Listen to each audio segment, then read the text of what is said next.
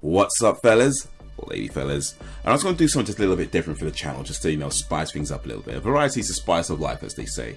So what I'm going to do is go through all 250 movies on the IMDb top 250 movie list and review them all. Well, I say all of them, I haven't actually seen them all, but I've seen a good number of them. So out of the ones I've seen, I'm going to give like a brief review of each movie. Just, pretty much a yay or nay with a little bit of information here and there. All right, let's go. So, first movie, number 250 is Three Colors, Red. Now, I haven't seen Three Colors, Red, so I won't comment on that. But I'm guessing, by the way, it's written that there's 3 movies in the series, and that one's about Red. So, if you like Red, that might be a movie you want to check out. Now, Akira, this movie is fantastic. It is a classic anime film. If you're into anime movies, I'm sure you've seen it already. If you're not into anime movies, then you've probably still seen it already. But if you haven't seen it, then you definitely should see this film. It's a fantastic film, whether you're into animes or you just like really good movies that tell really good stories that are just really in depth.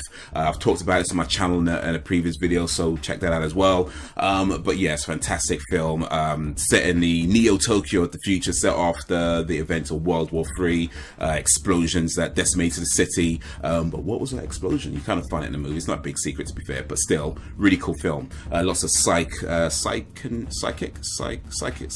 do I want to say? Psychic,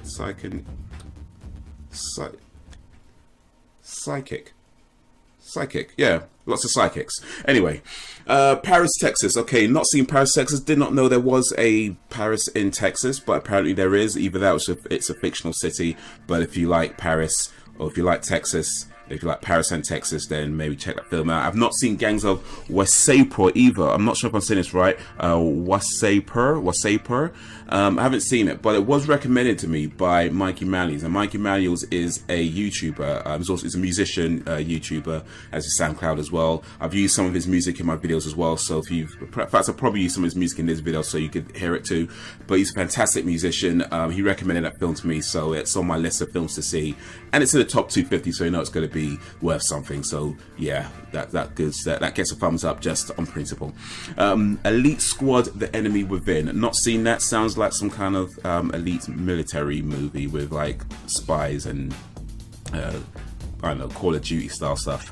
Underground, not seen that. Maybe it's about trains, possibly. The Big Sleep, not seen that either, but I do like to sleep. Well, I don't know if I like to sleep. I mean, you have to sleep. Well, you actually don't know if you actually enjoy it or not, but when you sleep and you feel rested, it's a good feeling when you wake up, I guess. So maybe not the sleep itself, because you don't really know, you're not really conscious of how you feel when you're asleep, but when you wake up, you feel rested.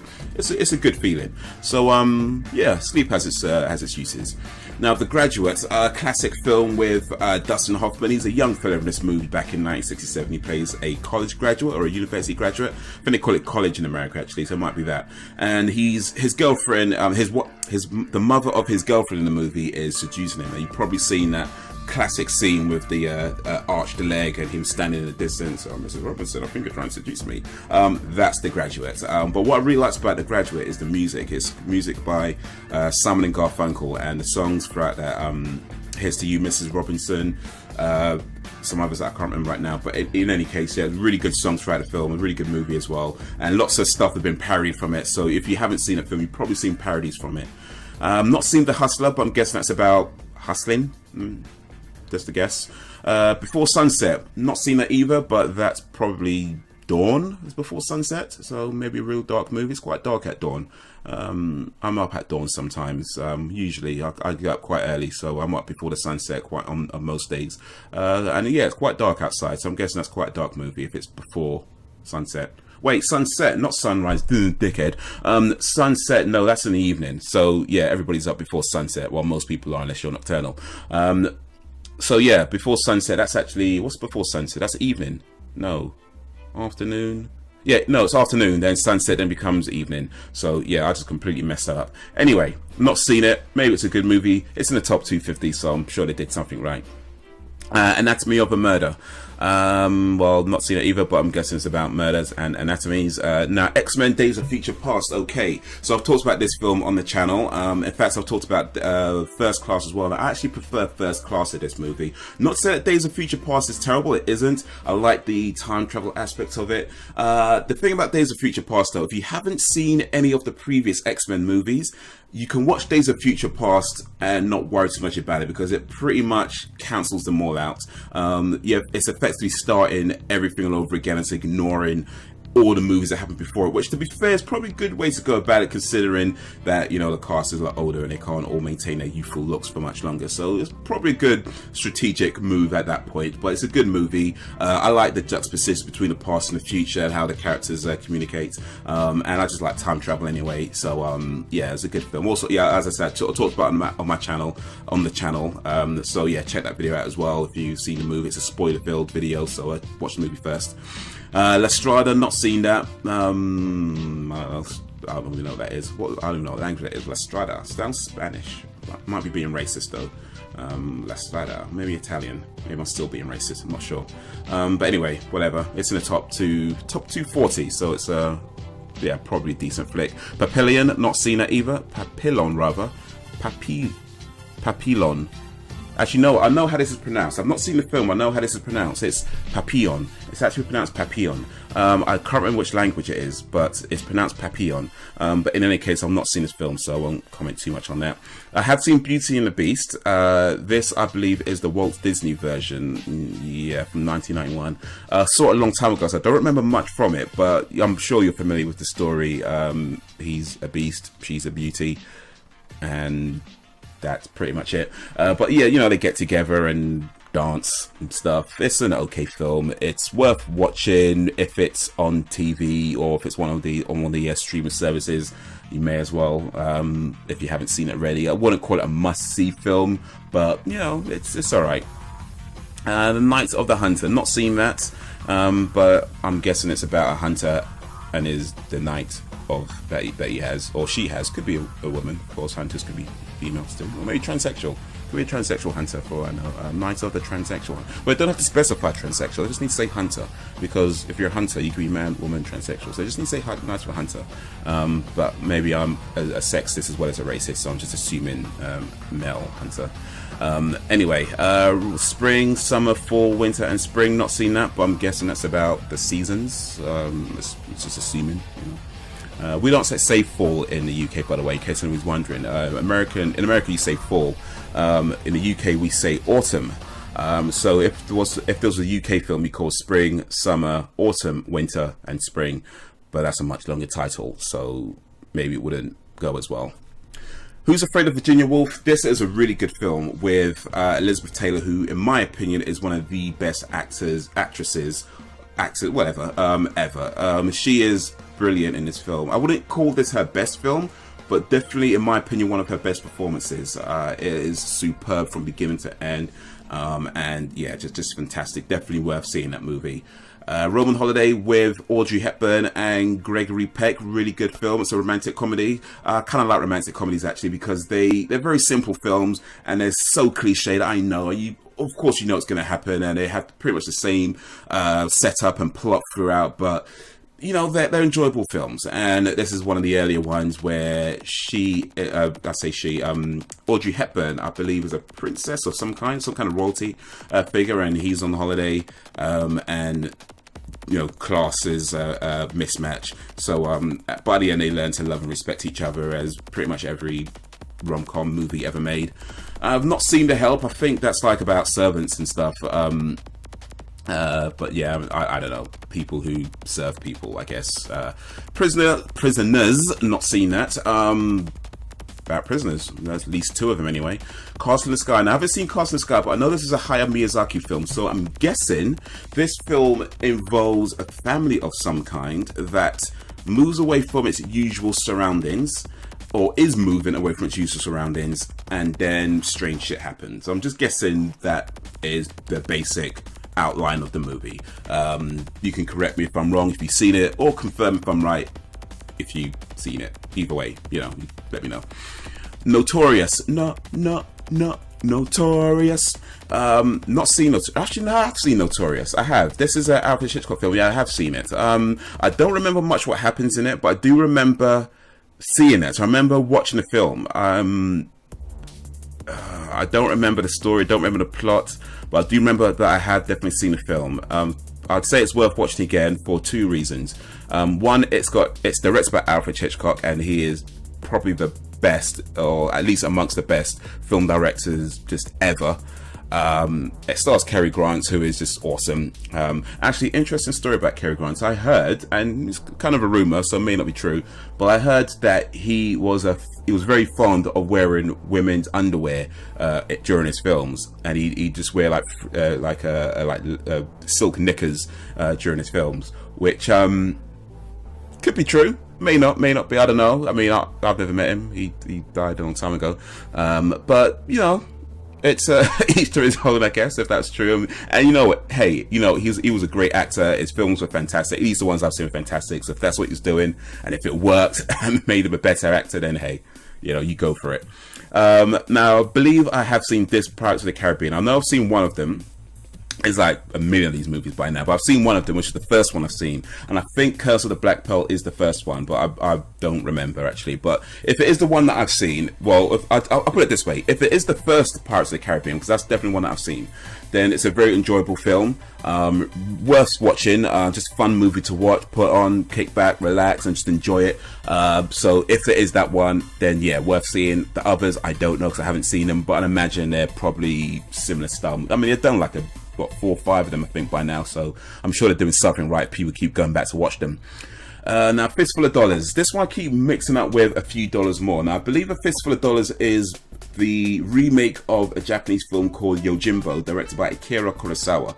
And Akira Kurosawa is, along with Alfred Hitchcock, just one of the best directors ever. Awesome filmmaker. I'm sure some of his films, in fact, I know some of his films are in his top 250, so I'll come to those. But this is a remake of Yojimbo, if I'm not mixing it up with A Few Dollars More again. And the story is that Clint Eastwood, like Man with No Name, he kind of puts these two, I think like two rival gangs against each other, trying to play them off against each other. But it's a decent film. There's there's lots of spaghetti westerns, but 3 by Sergio Leone. Or is there 3? Well, 3 main ones anyway. 3. Put it this way: there's 3 with Clint Eastwood. He might have done others, but there's 3 with Clint Eastwood. So there's The Good, the Bad, and the Ugly, which is amazing. There is A Few Dollars More, which is a good film, and then A Fistful of Dollars, which is a pretty good film as well. I'd say Fistful of Dollars. If I'm not assuming I'm not mixed up with A Few Dollars More again, then I'll put that as the lesser of those 3, but still worth watching. Yojimbo, again, the film that's a remake of, not one of my favorite Kurosawa movies. It's a good movie worth watching, but yeah, much better films that he's done as well there as well. But anyway, those are other films. Fistful of Dollars still worth checking out. La Haine, French film. Now this is a really good movie. It's Vincent Cassel. Here we go. Vincent Cassel, Hubert Koundé, and I forget the other young fella's name. Oh, I guess he's a big man now, but they were young fellas at the time of this movie. And it's like these 3 kids, kind of, troubled youths a little bit, and how they go about their day. I think one of them gets a gun, and they get into some trouble with some rival gangs. And it's very much the bravado. You don't want to you can't push me around. I mean, there's a really awesome scene with Vincent Cassel. I'm pointing with my finger. You can't actually see my finger on this, but I'll use it's there, bloody hell. Vincent Cassel, there's an awesome scene with him where he's looking in the mirror. And if you've seen Taxi Driver, where Robert De Niro is looking in the mirror and he's like, "You talking to me? You talking to me?" He's doing that, but it's in French, and he just does it awesome. It's just so amazing, that scene, this little scene. And but by the time he gets to the end of the movie, and how it all plays out, and just like how, I won't spoil it for you, but it's a really dramatic, climatic ending. Definitely worth watching that movie, La Haine. High Noon, really good movie. Now this movie is done in real time, so you're watching a film as the events unfold. And the idea behind the film is that you have this outlaw who is coming back to town. He was like put away like some years ago, whatever it was, by the sheriff, and he's coming back to town, and he's coming on a train, and the train is due to arrive in town at noon. So his posse, the outlaw's posse, are waiting for him at the train, is waiting as the train's coming. but the hour or so preceding the arrival, the sheriff hears about the outlaw coming back to town, knows he's going to want to cause some trouble, so he's going around the town trying to get help from people, saying, hey, this guy's coming back, I need some help, can you help me out? Some guys say yes, some people say no, and it's a lot to do with how he tries to get people to help him, and then when the outlaw finally comes back and how they well, that scene at the end, I guess you could call it a gunfight scene. In fact, no, it is a gunfight scene, what I'm talking about. But yeah, really good film. Just really like the way it plays. I really like the way it does the whole real-time effect as well, because it's just like you're watching it literally as events fold. And it's just like 24. Imagine 24 back in 1952, and that's high noon. And you know, it's longer than 45-minute episodes. I've not seen The King's Speech, but I've heard it's pretty good. Also heard there's a lot of mumbling in there. It's probably not a film I'd be any particular rush to see. See what I did there? But you know, if it's in the top top 30, right? Top 230, I guess it's doing something right. I mean, people who have seen it said it's good. Maybe I'll see it one day, but yeah. Ip Man. Now, Ip Man, for those who don't know, he was Bruce Lee's trainer, and this film is about his life. Now, it's not historically accurate for the most part, but it is a very entertaining film. And of course, with these films, when they do biographical films, they're never exactly spot on. There's always going to be things that they change, they dramatize it, and they just take a lot of creative liberties with Ip Man. But it does make for a really cool martial arts film. Donnie Yen is fantastic in this movie, and it's just awesome. From if you like martial arts movies, and I imagine you've probably seen it already. If you're not so much into martial arts movies, I still say check it out, because it's just a good movie to watch anyway. Forget the fact that it's historically inaccurate, just enjoy it for a movie. If you want to know more about Ip Man, then there's plenty of articles and things you can read on his actual life. But for the film, just for watching a good martial arts movie, then it's worth it for that. There's also Ip Man Part 2, which I haven't seen, and there's a Legend of, I think it's called Legend of Hitman, or Legend of Ip Man, I believe, or something along those lines. And that's a pretty good, decent flick as well. Not seen Imitation Game. Benedict Cumberbatch imitates somebody. Dog Day Afternoon, yeah, great film. Now this is with Al Pacino and John Cazale. They've also both in the Godfather movies, so they know each other before this as well. But yeah, great film. I like John Cazale's character. He plays this really quiet guy, and it's about a bank robbery that just goes wrong from the very beginning. It's almost comedic. In fact, it's very comedic at certain times. But John Cazale's character is just amazing, and the way he plays him, he's just like this really quiet guy. He kind of keeps himself to himself. You know, he's kind of nervous a little bit, but you know, he wants to get the job done. You know, I'm ready for this. I'm ready for this. And there's a part where Al Pacino's character is. It's not really clear if he's homosexual, if he's bisexual, or what he is. But he has a boyfriend in the film, and because of that, they assume that John Cazale's character is gay as well. And it's on the news, and they're watching the news as they're in the bank. You know, they're two homosexuals and robbing a bank. And the whole time he's just like, I'm not homosexual. I'm not homosexual. But yeah, it's a great film. There's a really cool scene with Al Pacino where he's just standing outside and he's trying to rile up the crowd, and he's just like, Attica, Attica, Attica, and he's just getting the crowd on his side. And yeah, great film. Definitely worth checking that out. Alright, let's see. Rocky. Rocky is a good movie. Now, Rocky, the first Rocky movie is, yeah, quite a solid film. Rocky 2 as well. Rocky 3 is always going to be my favourite, though, just for the sheer cheesiness of it all. I know it's not.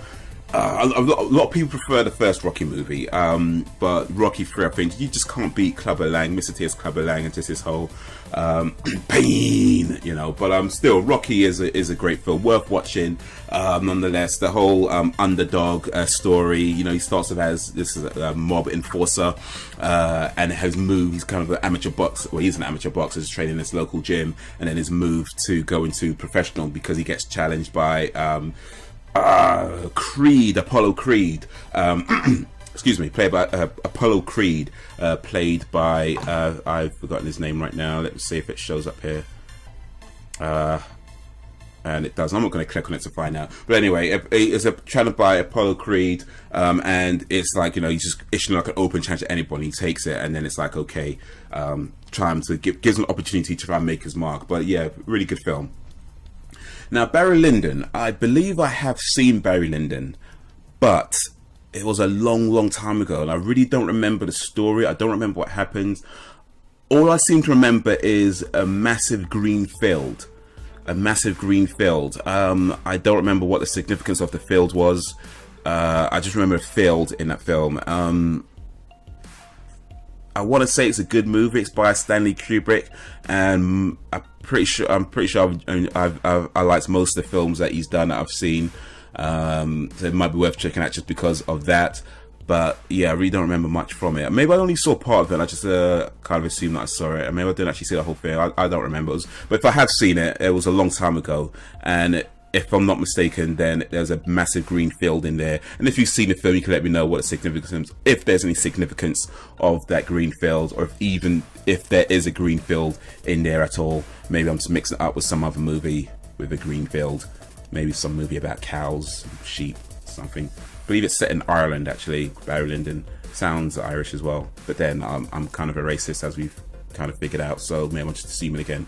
Here we go. Fanny Alexander. Not seen that, but, you know, it's got Fanny in the title. So that's always, you know, funny. Especially I've got a Beavis and Butter t-shirt on, so they'll laugh at that word, Fanny. Fanny. The Truman Show. Now, you know, a lot of people like The Truman Show. I thought it was okay. The thing about Truman Show is that first of all, you need to get over Jim Carrey playing a more serious role. I mean, he does a few comedic parts in it, but it's generally a more serious role for him. And if you're used to seeing him do comedy, it is a bit weird watching him do something a little bit more serious. So you need to get over that first of all. And once you get over that and just try and watch the story for what it is a pretty decent film. But even then, I felt like it was wanting. It always felt to me like they could have done so much more of it. Now, perhaps I'm being a bit harsh on the film, maybe, because, you know, he's a comedian doing a more serious film, and maybe I'm looking for things that, you know, you may not look for otherwise just because of that. It's like all that subconscious effects on things. But they always seem to me that was a bit wanting. But a lot of people like it. A lot of people who watched it say it's a fantastic film. You've probably seen it at this point already. It's quite a popular film, so I imagine by now you've probably seen it. Excuse me one sec. I actually need a little water. So you've probably seen it, but if you haven't, I'll still say it's worth watching, just for the sake of watching a decent flick. Maybe not something that I'd like rush out for. Like I wouldn't buy it if it's at full price. I imagine you could get it pretty cheap on DVD at this point, especially if you look on eBay, and if you don't mind secondhand stuff, then you can probably get it for maybe a penny or something like that, £1 maybe, or what in dollars, that's like what, $1.50, $2. So yeah, I imagine it's probably pretty cheap at this point. So yeah, it could be worth picking up just for the sake of, you know, watching an okay film for not a lot of money. Now, Throne of Blood, here we go. This movie is awesome. Akira Kurosawa, who I mentioned earlier, one of the best film directors ever. Amazing films this guy's made. I haven't seen all his films, but all the films of his that I've seen have just been absolutely fantastic from start to finish. He is a master director, and Throne of Blood isn't a short movie. It's like I think it's about 2 hours and 50 something minutes. It's near enough to 3 hours, but just from beginning to end, at no point do you feel like any frames have been wasted, any dialogue's been wasted. You know, everything just comes together so beautifully. It tells this really awesome story. If I remember correctly, it's based on a Shakespeare play. I don't know which play, but I think it's based on a Shakespeare play.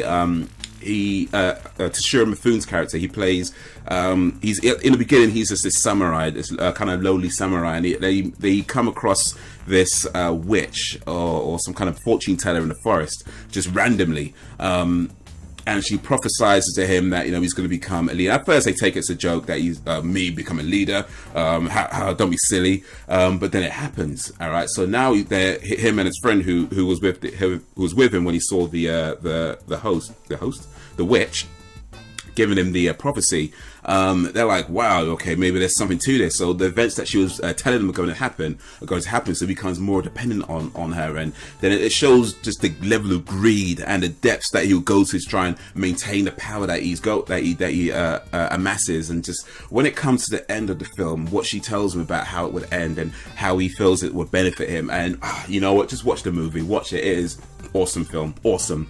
Now, Harry Potter and the Deathly Hallows Part 2. Okay, now I have seen this. In fact, I've seen all the Harry Potter movies, and when I watched them, I pretty much watched from I didn't watch them at the cinema, so I watched them on DVD and just pretty much like beginning to end. Like, I don't think I took maybe over a couple of days. I feel like 2-3 day period. I think maybe a week or so, but I watched them over a relatively short period of time. So for me, it honestly feels like one long movie. I don't remember specifics about each film, apart from maybe the Goblet of Fire, because the dude from Twilight gets killed in that. Oh wait, spoilers, my bad. But definitely Hallows. I think all the Harry Potter movies are worth seeing. All of them I think are worth seeing. Definitely Hallows and Part 2 I'm sure is a good film as well. I think definitely Hallows Part 1, because the whole thing about splitting the books into 2 movies, there's parts of it that feel a bit stretched out, and I hate that, by the way, when they make one film per book, then they get to the last book and then decide, okay, now we're just going to split it into 2 movies because they want to charge you twice to see one film. Pretty much, it's really just one long film that they charge you twice to see, and it's just complete bullshit that they do that. But it's a popular trend now. Harry Potter did it, the Hunger Games did it, Twilight did it. They all seem to be doing it these days. I don't like it, but you know, it's just the way of the world. So I think with Part 1 there are parts of it that did feel a bit stretched because of that fact, but still, all in all the Harry Potter films are worth seeing as far as I'm concerned. I think they're great films. Monsters Inc., not seen that, but yeah, I guess it's about Monsters Incorporated, some kind of company maybe. Guardians of the Galaxy, not seen it either, but heard lots of good things about it. Lots of really interesting things about it actually. Like I think I read somewhere that one of the characters, Groot I believe, if I'm not mistaken, one of the characters, see, Groot is the one played by what's his face, the wrestler, Batista. I don't know if he plays Groot, so I'm not going to click on it because I'm trying to do this all in one page. But it's the one that plays Batista. If he's not Groot, somebody else, then and you can correct me, let me know. But I've read that he was very receptive. What's the word I'm looking for?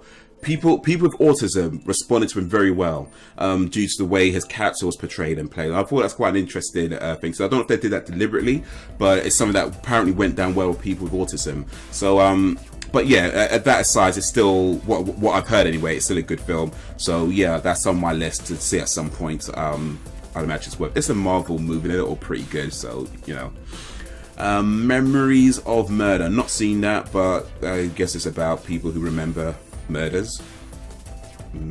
Just you know, if you like murder and memories of murder, then maybe worth checking out. Not seen the Battle of Algiers either. Algiers, I think that's in Morocco.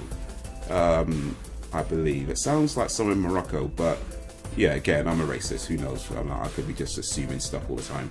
But it sound. I haven't seen it. If you like battles, I guess, and if you know where Algiers is, you can let me know. But yeah, it's on top 210, so that's a pretty good position to be. Yeah, it might be worth checking out. Groundhog Day, yeah, I like this movie a lot actually. This with Bill Murray, and he. Well, I'm sure you've seen this film by now. It's quite a popular film, but in case for those who haven't seen it, Groundhog Day is a day that just repeats itself. At least according to the movie. I think the real life version of Groundhog Day has nothing to do with that. But in the film, Groundhog Day is a day that just constantly repeats itself. And this fella, Bill Murray, is just reliving the same day over and over again. But what I liked about it is his the relationship between him and I believe it must have been Andy McDowell's character, where he's trying to get with her, and just how he goes day after day and trying to remember the things that she likes and what she doesn't like. And it's very reminiscent of times where I can't speak for all guys, but I think times when I've talked to girls and then it doesn't work out. You try to remember things that worked with one girl and not worked, and it just gets confusing. In the event, I'm just like, I told you, but I'm just going to say what I want. That's not quite how it works in the film, but still, it's just kind of like that. But in any case, it's very funny, very good film, worth seeing if you haven't seen it already. Yeah, check that out. Now, Jaws, another classic. I'm sure you've all seen this already. I mean, Jaws, come on. Steven Spielberg, Richard Dreyfuss, Roy Schneider, the other guy whose name I can't remember, but he plays the guy with a mustache and he's got a hat and he's like a fishing rod and he's like, you know, the real tough guy's like, oh, I'll kill that shark for you and I'll do it for like $10,000 or however many dollars he was asking for. But yeah, great character. And I love the scene with that guy, the mustache guy, and is it Robert Shaw maybe? I'm looking at Robert Shaw here. It might be, it says Robert Shaw on this little bit here, if that even shows up, by the way. But anyway, what was I saying again? So yeah, him and Richard Dreyfuss. They're having this conversation about, you know, their past scars, and they're showing each other their scars, you know, how they got to tell their stories about how they got the scars, or the war stories, and then that whole scene is just awesome. It's just really, especially how it ends, just like, yeah, my broken heart, you know. And then at the end of the film, after the climatic events, and then you got Roy Schneider and Richard Dreyfuss, and they're just on the paddle.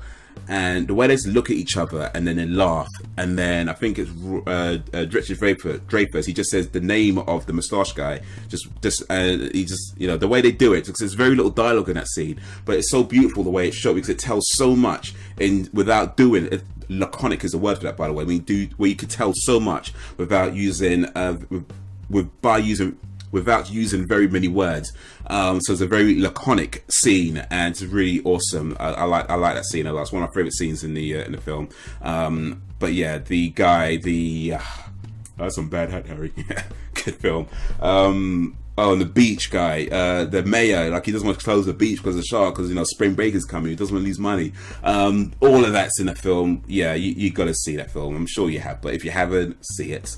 Infernal Affairs. Now, this is the original to Departed. If you've seen Departed by Martin Scorsese with Matt Damon, Leonardo DiCaprio, who else? The guy who played Joker in the 1989 Batman.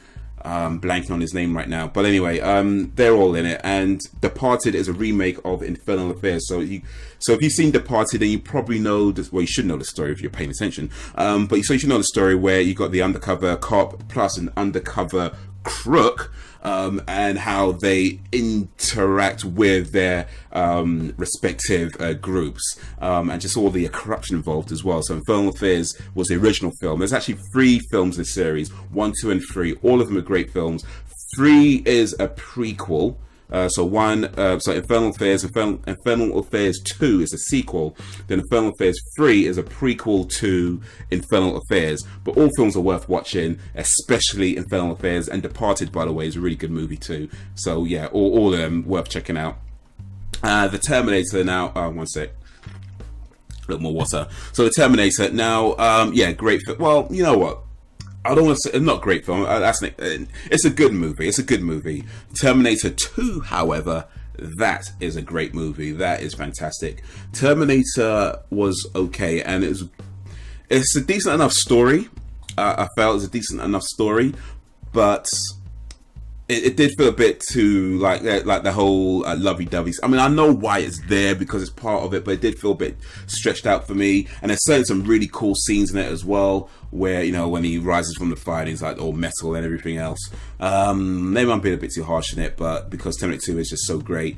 But yeah, I mean, it's worth seeing just because Terminator 2 is brilliant, and it helps know the story a little bit better with Terminator 2. In fact, if you do watch Terminator 2, make sure you get the director's cut version of it, because there's a few extra scenes in there, and they just tell a whole different story that is so awesome. Like one scene where John Connor's trying to teach the Terminator, Arnold Schwarzenegger, how to smile. He's telling him to look at the guys there. See, he's got a great smile, and the way he tries to mimic his smile is just so funny. But yeah, definitely get the director's cut of Terminator 2. Terminator 3 is pretty shit. Terminator Salvation was alright, wasn't too bad. And then Terminator Genesis I've not seen, but I've heard it's pretty terrible, and it doesn't surprise me too much at this point. I didn't bother ever watch the Sarah Connor Chronicles either, so I won't even comment on that. But Terminator 2 is awesome, and The Terminator is just worth watching just because, you know, it just gives you a little bit more of the story. Alright, 12 Monkeys. I did watch 12 Monkeys actually, but the thing about 12 Monkeys is that I think I watched about half of it. Maybe, about half of it. I was just so bored. And I very, very, very rarely turn off a movie partway through. I like to watch a movie from beginning to end. Even the most boringest films I've watched from beginning to end. But very few films, every now and then. Oh man, that is just, it's 205 in this list, so it's a pretty good position. I guess people like it enough, but yeah, that was I can't recommend it, but apparently people like it, so, you know, take it. It's got an 8.0 average out of 10. It's a really good score, really good position. I guess they did something. Maybe it's just me. Maybe it's just me that just didn't like it and was bored partway through. Before Sunrise, did I just talk about a film called Before Sunset? I think I did. Did I? Oh, okay. I'm sure I did. It sounds like something I mentioned before. Anyway, so Before Sunrise. Okay, so Before Sunrise, that is Dawn. That's Dawn, so that must be a darker movie then. Maybe that's the... I don't even remember what year the other one was, if I even did talk about it. So I guess it's a sequel, a prequel, or maybe they're related. Before Sunrise, Before Sunset. I haven't seen any of them. The Avengers, good movie. It's a Marvel movie, action movie, Marvel action, superhero, comic book based movie, and they're pretty much, they're all good movies. I mean, you've seen it. I'm sure you've seen the Avengers by now, or at least any of the Avengers related films like Captain America, Iron Man, and so on. I'm sure you've seen them. They're all good films. Avengers, I wouldn't say, I don't know, 2 or 3 seems like a high position for the Avengers, actually. Not that, it's not a bad film, definitely not a bad film. I'm just, oh man, if I was in charge of this list, like just me solely in charge of this list, I don't think Avengers would make it into the top 250. But it is a good movie, definitely worth watching, especially if you, well, if you like Marvel movies, I'm sure you've seen it. But yeah, if you just want to see a good, you know, chilled movie, make sure you watch it all the way to the very end of the credits, by the way, because there's a little bit there, or in fact, you know what, watch films at the end of the credits anyway, just because that's good practice. I think so, and it's just you know, it's just good to do that. But definitely with Avengers and pretty much all the Marvel comic action movies, there's always something in the in the credits that you want to pay attention to, because they might give little clues and things to the next movies and stuff. So yeah. Jurassic Park, okay, yeah, good film. Now, Steven Spielberg directed this one. I think he directed the sequel as well, if memory serves. But I like Jurassic Park. They walk in herds. They do walk in herds. So yeah, it was a good. You've seen a Jurassic Park by now, a classic film. I've got it on VHS somewhere. Well, I don't have it. I think it belongs to my little brother or something. It's somewhere. But it is. Yeah, I mean, it's. What's the story now? So yeah, they invent a way to take the DNA from fossils to create dinosaurs, and they make a park with the recreated dinosaurs.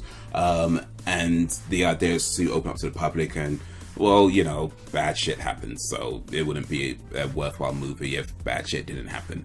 But it's alright. And Jurassic Park 2 was okay. Jurassic Park 3.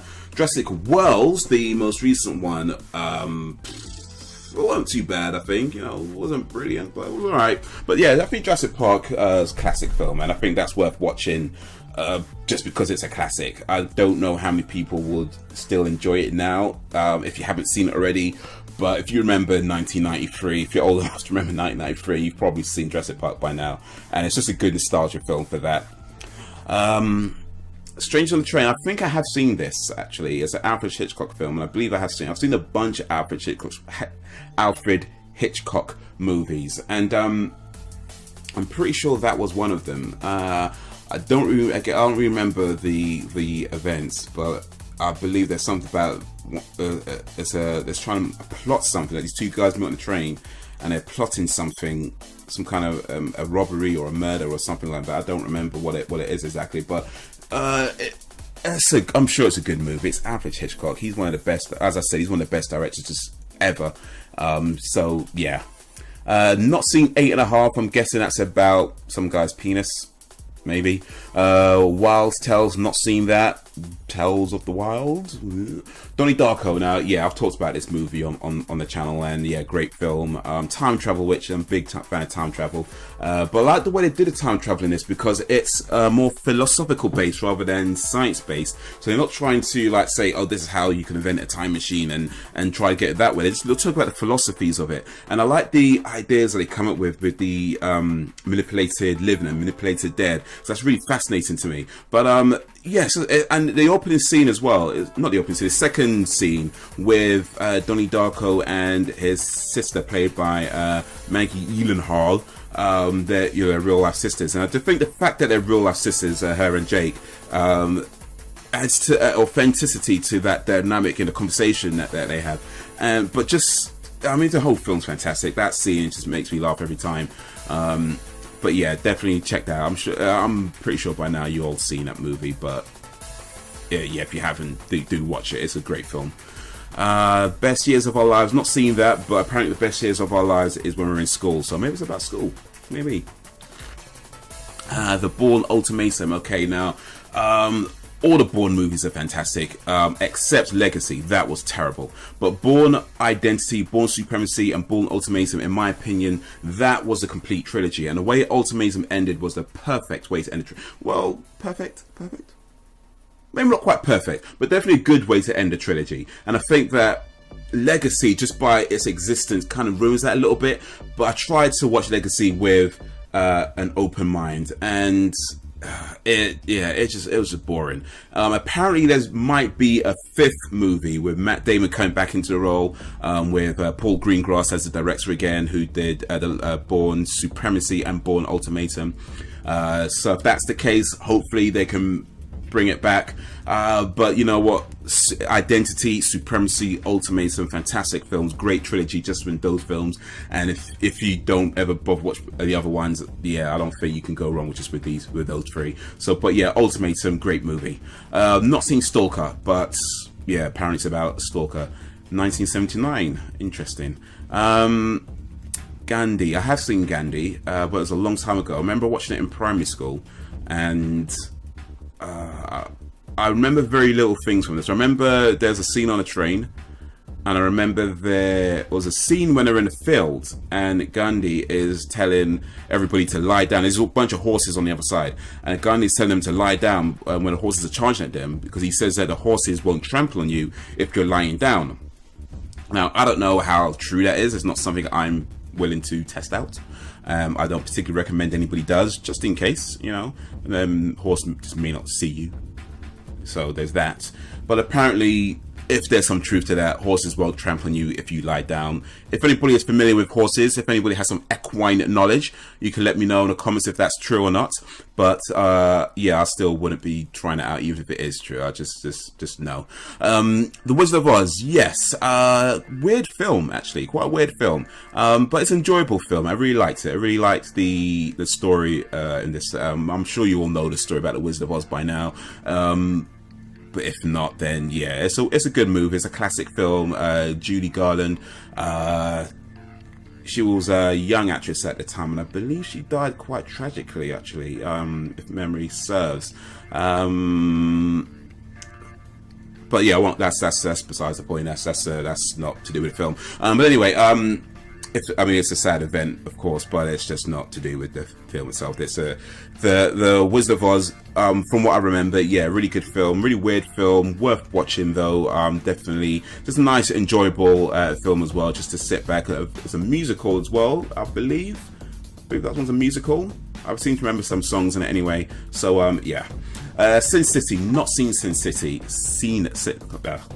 Bloody tongue twisters. I have not seen Sin City. I don't particularly intend on seeing this. It just doesn't look like something that interests me, though a lot of people do say it's really good.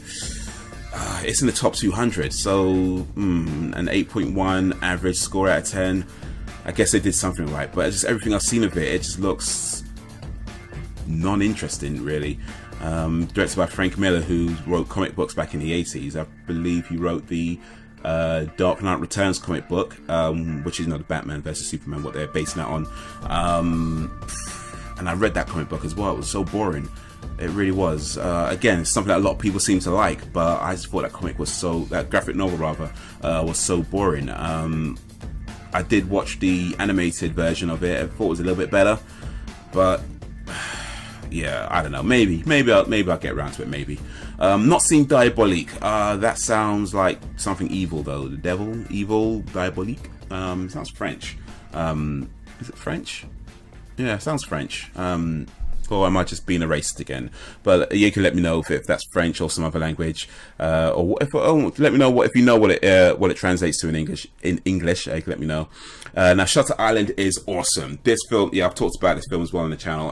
Yeah, fantastic film. So Shutter Island, he's DiCaprio, Leonardo DiCaprio. He plays well, you don't know whether he's. I mean, I won't spoil it. Just in case you haven't seen it, I won't spoil it. I'll try and avoid spoilers. I know I think I let one slip before, but I'll try and avoid spoilers here. Now, what was I going to say? Yeah, so by the time you get to the end of the film, it seems like all the mysteries are resolved as to why DiCaprio was there. It seems like it, but I do think there's more to it than that. I do think there's more to what they let on in this film, but in any case, it's a fantastic film, and yeah, you need to see that. Mark Ruffalo,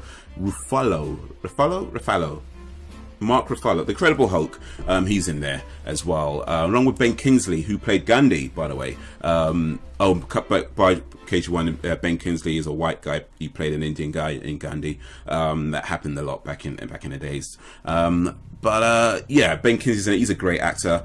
In fact, that happens a lot right now, actually, when you have white guys playing like different races. The Nausicaa of the Valley of the Wind, not seen that. So yeah, I don't even know what to make of that. Nausicaa. Yeah, it's in the top 200. So yeah. Actually, something real quick. This above the A, I don't know if you can see it on your screen, but it's above the A. It's got these two dots here. That's called an umla. An umla. So now you know. It's called, in case you didn't know already, it's called an umla. But as I can see, this film is directed by Hayao Miyazaki. So I'm going to make a guess about this film. It involves a family of some kind that are moving away from their usual surroundings, or in the process of moving away from their usual surroundings, and then strange shit happens. Just guessing. Hachi, A Dog's Tale. Not seen that, but yeah, I guess it's about a dog telling a story, or the story of a dog. Maybe the dog's called Hachi. If you like dogs and you like stories about dogs, or dogs telling stories, then maybe that's one to look up. The Grapes of Wrath. Not seen that actually, but I guess it's about angry grapes. So if you like stories about angry grapes, check that out. Now I have seen Ben-Hur. Well, sort of. I kind of drifted in and out of Ben-Hur. It's a really, really long film, and it's quite boring at times. It's nearly 4 hours. I think it's like 3 hours and like 50 minutes or some crap like that. It's a ridiculously long film. Now, I don't have a problem with long films. Lots of my favorite movies are really, really long. But Ben-Hur is just taking a piss, and especially when some of it just drags so much. I can remember it came on TV as well, so it's taking breaks in between. And it was just so ridiculous, like, oh man, not a film to watch on TV with ad breaks and it cutting it up. Just no, just don't do it. If you're gonna watch it on DVD or Blu-ray or something like that. Somewhere you can watch it all in one sitting. Definitely need to book time of work, or if you're in school, get on a school holiday. It is a long movie. Make sure you got no plans for that day, because you'd be there a while. $1 Million Baby, I really liked. Hilary Swank was in a film called Karate Kid 4, the fourth Karate Kid movie. She played the Miyagi's teacher, and Miyagi's teacher and Miyagi's student. Miyagi's the teacher. She played Miyagi's student in Karate Kid 4. Now, Karate Kid 4 and $1 Million Baby have very similar stories, I find, actually, because they both involve like a young girl training to fight and trying to overcome their own personal goals. $1 Million Baby is a bit sadder, though, a bit more, hard hitting, I'd say. Both. Actually, no, not both good movies. Karate Kid 4 is terrible, but $1 Million Baby is a really good film. Directed by Clint Eastwood, who, in my opinion, is one of the best directors around. Also has Morgan Freeman in it as well, so yeah, worth looking it up. In the Name of the Father, not seen that. In the Name of the Father, that's his name. I don't know. I'm just trying to judge a film by its title at this point. So it's about father and somebody's name.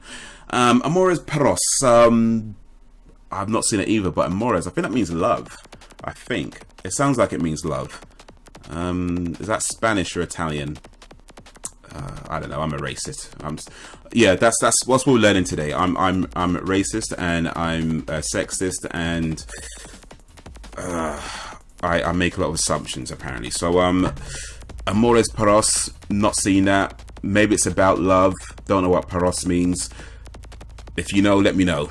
The Grand Budapest Hotel, not seen this, but I've heard it's a really good film. Lots of people who've seen it, who I know have seen it, say it's a fantastic film. But yeah, I haven't seen it myself, and I probably won't be looking up anytime. It just doesn't look like, you know, sometimes films, like, I'm sure they're really good films, but they just come across as films that just may not interest me so much. It's not that I'll never ever see it, but I don't think I'd be in any particular rush to watch this. And you know, maybe that's on me. Again, I'll make assumptions. So maybe it is worth I probably won't put it off actually. Persona, not seen Persona. Persona's, what's that? Your personality, something like that. Now Annie Hall, I haven't seen Annie Hall. And here's the thing about Annie Hall. In fact, here's the thing about Woody Allen movies. I've not seen any of his movies, and I tell you why.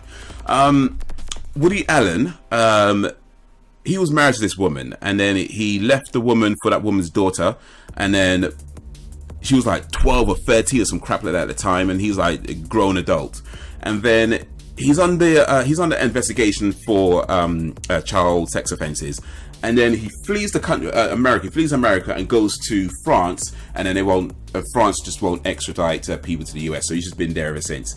Now, here's what I don't understand about that. It's like, you look at Bill Cosby, you look at just about anybody who gets accused of, you know, rape or, you know, any kind of sex offense like that, and people distance themselves from that person. I just don't get why people still want to work with somebody who was, I mean, he was accused of paedophilia. Instead of him to like say, okay, no, I didn't do it, and then, you know, defend his case, the dude runs away. Now that to me says guilt. You know what I mean? That says guilt, especially when the girl's like, what, 12, 13, some really young age. And then I just don't get it. Why do people still want to work with Woody Allen? And I just can't bring myself to watch a film that puts money in a pedophile's pocket. So that's me.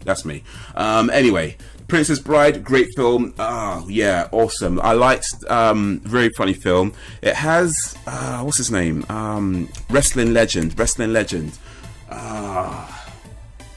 Andre the Giant, of course. Yes, Andre the Giant's in there. It's kind of like a friendly giant in there. But there's a really funny scene where like they're drinking stuff and they don't know which one's a poison, and then they watch the movie. You know what I'm talking about. I'm not going to ruin it here. But yeah, really good movie.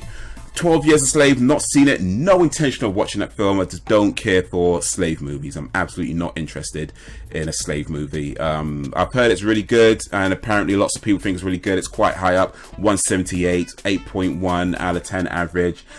But yeah, I just don't care for slave movies. They just don't interest me. So no, if you want to watch it, that's your prerogative. But for me, no, I'm just not interested. Stand By Me. Now, this is a great movie, coming of age film. Will Wheaton, River Phoenix. It's about a group of young boys. They want trying to find a dead body. They're looking for a dead body. It's just their journey to find it. But it's not just about looking for the dead body, but also just how I guess they're bonding in a way because they're friends anyway, but how they come closer together, how their friendship goes stronger, and also just some of the bullies involved that add to an extra level of drama to the whole affair. I think if you're watching this film as a young boy, then there's a lot you can relate to in this film. And I think if you're watching it for the first time as a woman or an older man, then it's still things maybe not relate to so much, but there's things that I think you still find something in it that you could really enjoy and empathize with, because it's just such a beautiful film. And just, yeah, easily one of my favorite films of all time. It's got the soundtrack by Ben E. King, Stand By Me song, and it's based on a book by Stephen King called The Body. I've not read the book, but this film I've seen loads of times. In fact, speaking of this film, there's another film called, oh shoot, I should probably try and remember the name of the film before I mention it, but it has Josh from Drake and Josh in it. And it's a similar film to Stand By Me in a sense. You've got these group of young people going out into the wilderness. It's got that similar dynamic to it. Mean Creek, that's what it's called, Mean Creek. And that's another fantastic film. I don't think that's in this list. We'll see, I guess. But if it's not, I'm just saying it now, Mean Creek is a film worth seeing as well. Stand By Me, brilliant. Mean Creek, also brilliant. Both films worth seeing, but definitely Stand By Me, must-see movie if you've not seen this film. The 400 Blows, not seen that. I guess that's about blowjobs, some kind of gangbang maybe, I don't know. Touch of Evil. Okay, so this is Orson Welles. Now, it's not his most famous film. Citizen Kane is probably his most famous film, and that's, I'd imagine, way up in the top somewhere, because everybody seems to talk about Citizen Kane like it's just the greatest film ever. I've seen Citizen Kane at least 4, maybe 5 times. I can tell you that film is absolutely freaking boring. It is so boring. It is just nonsensically boring. The whole film boring. Seriously, 2 hours of boring. Touch of Evil, on the other hand, not as well revered as Citizen Kane, but a fantastic film. And the opening scene, 3-minute scene, no cuts, just all beautifully choreographed from beginning to end. All the traffic movements, the way people walking across the roads and stopping in time the cars, and how the crane, cameras on the crane, and it's just moving from parts of the town to other parts of the town in this long 3-minute one take scene. And you know, especially back in like 1958, how much time that must have taken to plan out and choreograph, and just, you know, till they finally get it right. And it's just fantastic. The only thing I'll say about Touch of Evil is that it has Charlton Heston in it playing a Mexican, and he is very white in this movie. He is so white in this film. So yeah, you kind of have to get past that fact a little bit. But once you can get past that, yeah, the film's great. A fantastic film. Network. I've not seen Network. No, I haven't seen Network. I don't think I've seen that. About networks. Maybe it's about Cisco, actually.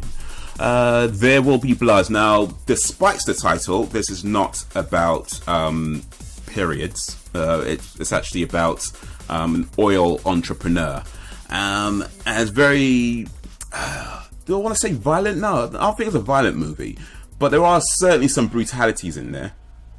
And I think by the time you get to the end of the story, by the end of the film, the last scene with Daniel Day-Lewis and the young, I think it's a preacher boy, that scene is fantastic. Absolutely fantastic scene. And the way Day-Lewis is when I say brutalized in this case, I mean verbally brutalized. It's not physically violent. Well, you know, I'm not going to give too much away. But the way he brutalizes him verbally in that scene is just so... You know, I drank your milkshake. I drink it up. But yeah, definitely worth seeing. Definitely, I'll call it a must-see film. If you've not seen There Will Be Blood, definitely that's a must-see film. Apparently, I gave it 6 out of 10. Why did I give it 6 out of 10? I don't know why I do that. Maybe, apparently, my opinion of it has changed since I gave it that score. But whatever. Butch Cassidy and the Sundance Kid, Western, yes, great film. Now this is like Paul Newman, Robert Redford. So they are these bandits that flee America, fugitives that flee America and go to Mexico. So they get referred to as the Banditos Yankees. Banditos Yankees. I'm trying to make sure I'm saying it right so you can hear me properly. Banditos Yankees. And there's a scene in this film with Paul Newman where he's riding a bicycle. He's trying to impress this girl and show all these tricks that he knows. And yeah, I can relate to that. Not so much with a bicycle, but just, you know, trying to impress girls. But yeah, it's a really good film. The end of the film, the last sort of dying scenes of the film. I say dying, by the way, that's not a spoiler for anything. That's probably just a poor choice of words. But the last moments of the film, fantastic. Just the way it ends is brilliant. But yes, see that film. Even if you're not into westerns, I'd still recommend Butch Cassidy and the Sundance Kid. I think it's a fantastic film. The Wages of Fear, not seen that. Apparently, wage paying fair. I hope he gets minimum wage at least, because it'd be awkward otherwise. But it's 1953, so I'm not sure they had minimum wage back in 1953. So might not been getting that. I have seen Platoon. I don't remember much from it though. I remember it being quite. What's the word I'm looking for? It's kind of slow paced, but not slow paced in a bad way. It's not like just look completely boring. It's just gradual, you know, just the way it moves is gradual. But I do remember it being a very interesting film. I remember it being, you know, definitely worthwhile watching. Probably should watch it again, I think, actually. But yeah, I remember liking it. I do remember liking Platoon. Life of Brian is, yeah, Life of Brian is a funny film. It's a funny film. Life of Brian, Monty Python. You know, guys know about Monty Python, but always look on the bright side of life. Yeah, what I like about I feel like everything about Life of Brian. Actually, I haven't seen all the Monty Python movies, but Life of Brian was it was really funny. From just the scene where they're talking about like the Romans, like what the Romans ever done for us, and it's like he's not Messiah, he's a very naughty boy. I won't give away all the jokes, but it's a funny film. It's very funny, very clever with its humor as well, which is something you don't really get a lot of these days. A lot of comedies I feel these days try to shock you or try to be controversial, and Life of Brian, I guess in a way, kind of pioneered that, but it was still quite classy for its time, in its time, and just didn't go all out with, and still concentrates on the humor aspects of it, and not just trying to be something else. So yeah, really funny film. Kill Bill Volume 1, this and Part 2. So this is another example of films that really is one long film that they cut into. In fact, literally, Quentin Tarantino said that it's one long film that he cut into and then charge you twice to see it. That being said, I'd say Kill Bill Volume 1 is a little superior to Kill Bill Volume 2. Not vastly, but I say a little bit superior to Volume 2, mainly because I preferred the martial arts in Volume 1. The scene with the bride and Oren Ishii was just a fantastic. Well, the whole lead up to that scene was just brutal. And I just like the story as well. This is bride. It's revenge. Bride looking for revenge. It's a classic tale, I guess, a cliched tale, but it works. It works for the type of film they were doing. And Quentin Tarantino being the way he is with his films, there's a lot of references to martial arts and various other films that come up for it as well. The scene with Vivica A. Fox in the kitchen, that fight scene there. Now, I won't spoil this for you, but if you've seen the film, then you know what I'm talking about.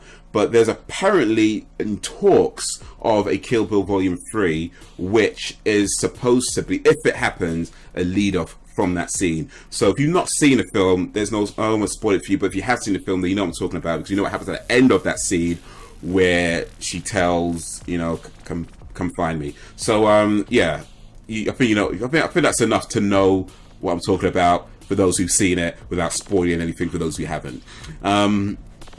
I'm not seen Hotel Rwanda actually, but I've heard it's a really good film. This is Don Cheadle, yes, Don Cheadle. But I've heard it's a really good film, so that might be one to check out at some point. Not seen Incendies. I don't even know what that. Am I even saying that right? Incendies. It sounds like something to do with fire. Now, The Thing, I've talked about this movie on my channel, so it's a great film. Now, The Thing, this is a remake actually. Not many people know this, but it's actually a remake of, I think it's a 1930s, 1940s film with the same name, The Thing. I've seen the original as well, or have I? Or am I thinking of something else? Anyway, but yeah, this film, 1982, John Carpenter, Kurt Russell, Keith David, or was it David Keith? One of them.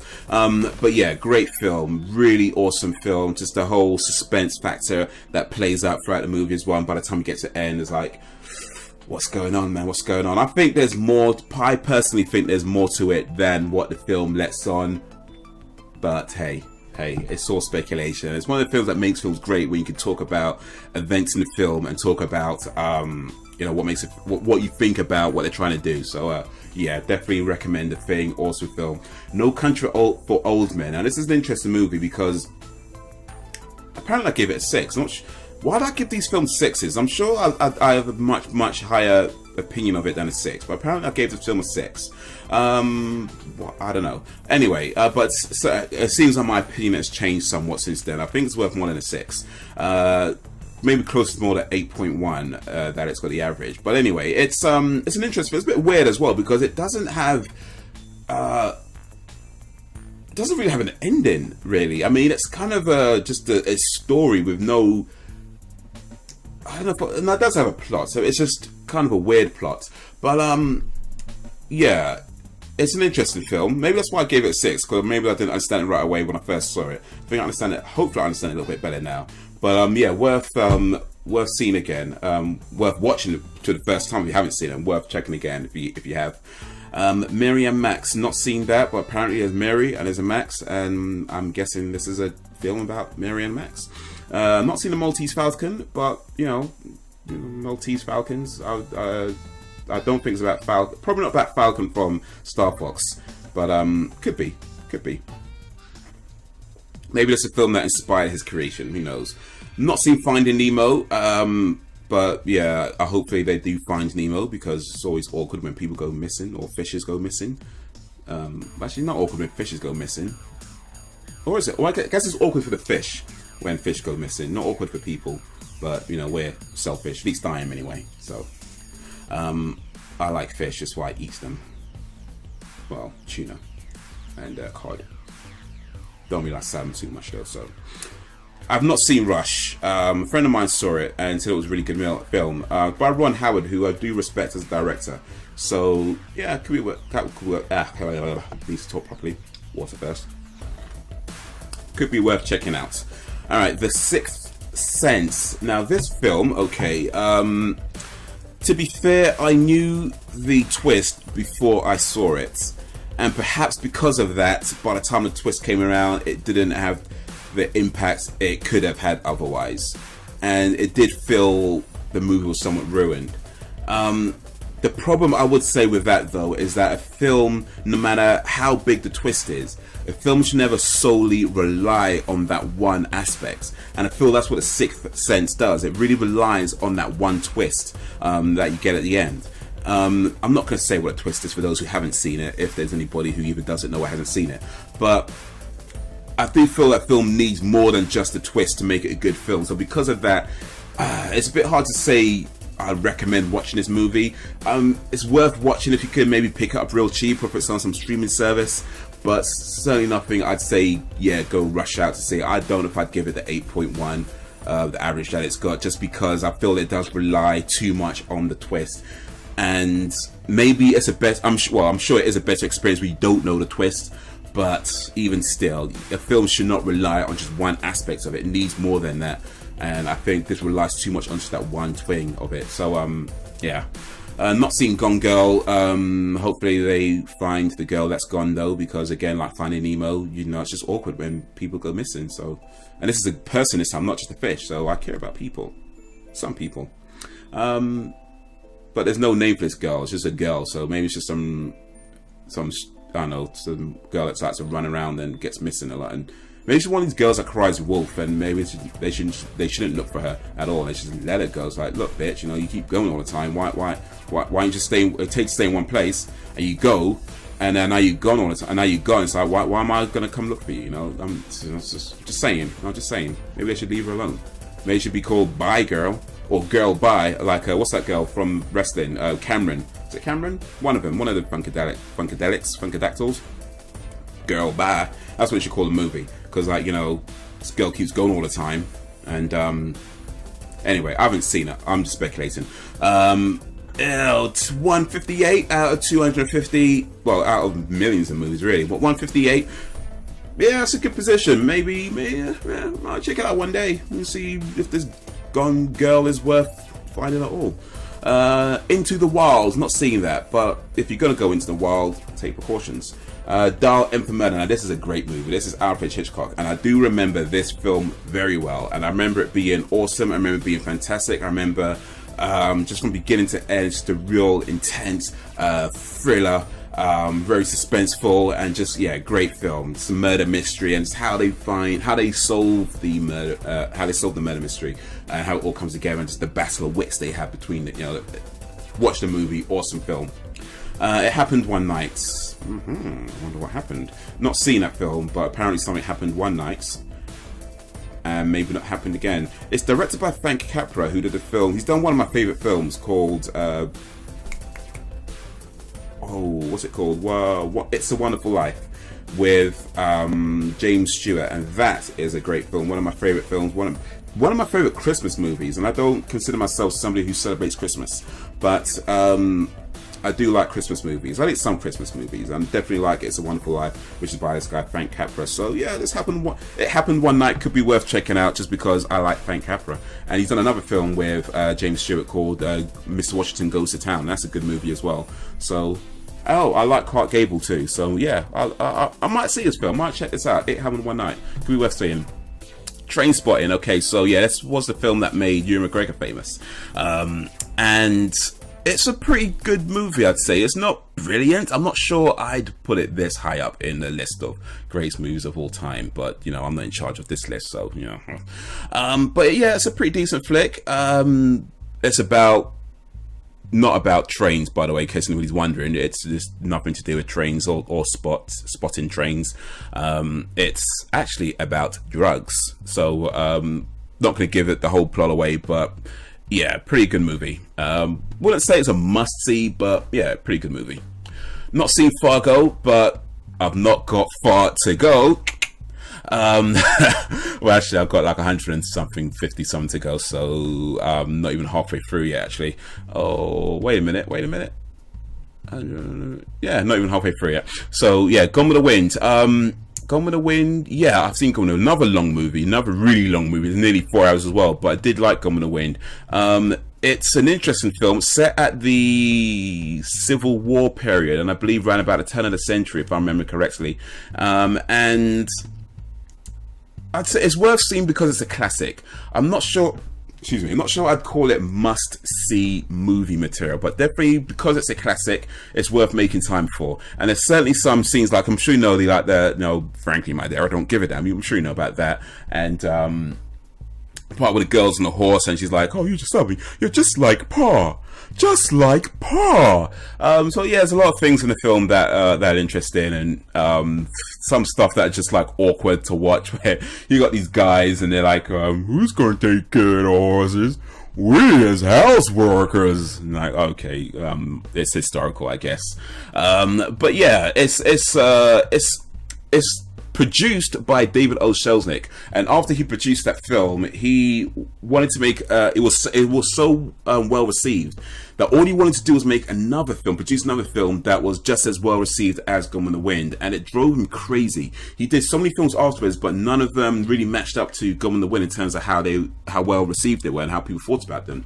And that's all he ever wanted to do, was to make another film. He just didn't want to be known as like this, one trick pony. All he can do is Gone with the Wind and nothing else. So he spent years, pretty much the rest of his life, just trying to make another film that would be known and be as well received and well revered as Gone with the Wind. But to my knowledge, he never did. He did lots of films afterwards, but he never did manage to make a film, at least as far as I know. Maybe I'm wrong with that, and if you know, Bella, correct me. But as far as I'm aware, he never did make a film that was as well received as Gone with the Wind, and he just died just trying, which is kind of sad when you think about it. But you know what, when you got a goal, that's like 50 Cent says, get rich or die trying, or in this case, make a better movie than Gone with the Wind or die trying. And he tried, and yeah, it's just sad that he didn't do it in the end. But he tried, and that's the important thing. He tried. All right, so How to Train Your Dragon. Not seen How to Train Your Dragon, but already know how to train dragons anyway. So this is not going to teach me nothing. I'm a dragon master. You know what I mean? So the Deer Hunter. Okay, so this is a really good film. Robert De Niro. Now this film, I mentioned John Cazale before. He's in Dog Day Afternoon. John Cazale's in this film as well. John Cazale, excuse me. I think that's how it's pronounced, Cazale or Cazale. Anyway, someone could correct me if I'm wrong. This was his last film that he did. He was diagnosed with cancer when he was making his film, and his scenes were in the beginning of the film and at the end of the film. But because he was dying of cancer, they had to shoot all his scenes earlier on. And the director, Michael Cimino, I think it was the director, might have been the producer anyway, but somebody, one of the filmmakers, because he had cancer, he didn't want him in the film because he just felt he was too sick. He couldn't be in the film, and not to be mean, but just because he just felt that it wasn't a good place for him to be when he's dying of cancer, literally. And you can see it when you watch the film. You can actually see parts where he's visibly, a lot thinner than you might normally be. So because of that, he was saying that he didn't want him to be in the film because of his illness. But Cazale, he still was like, no, I want to do this film. I want to complete, my scenes.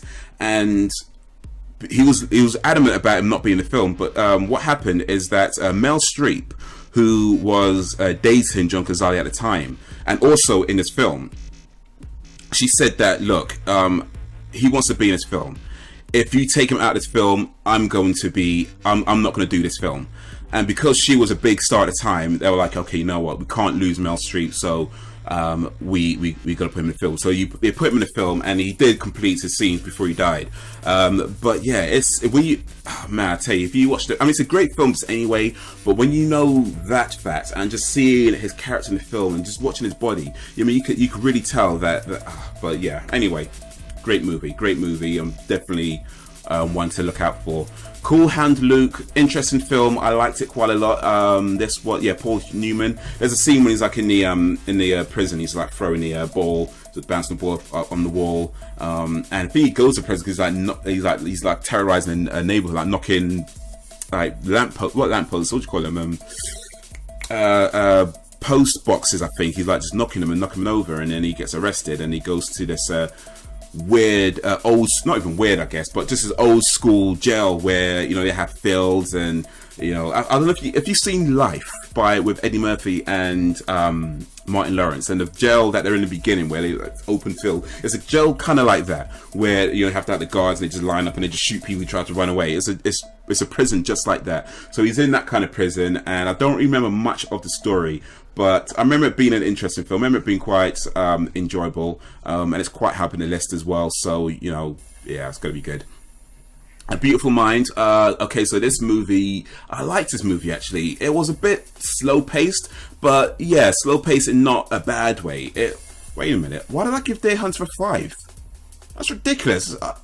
Apparently I'm giving films low scores. I don't know why. Maybe I'm just an arsehole, and I don't remember giving it. Why would I give this film a 5?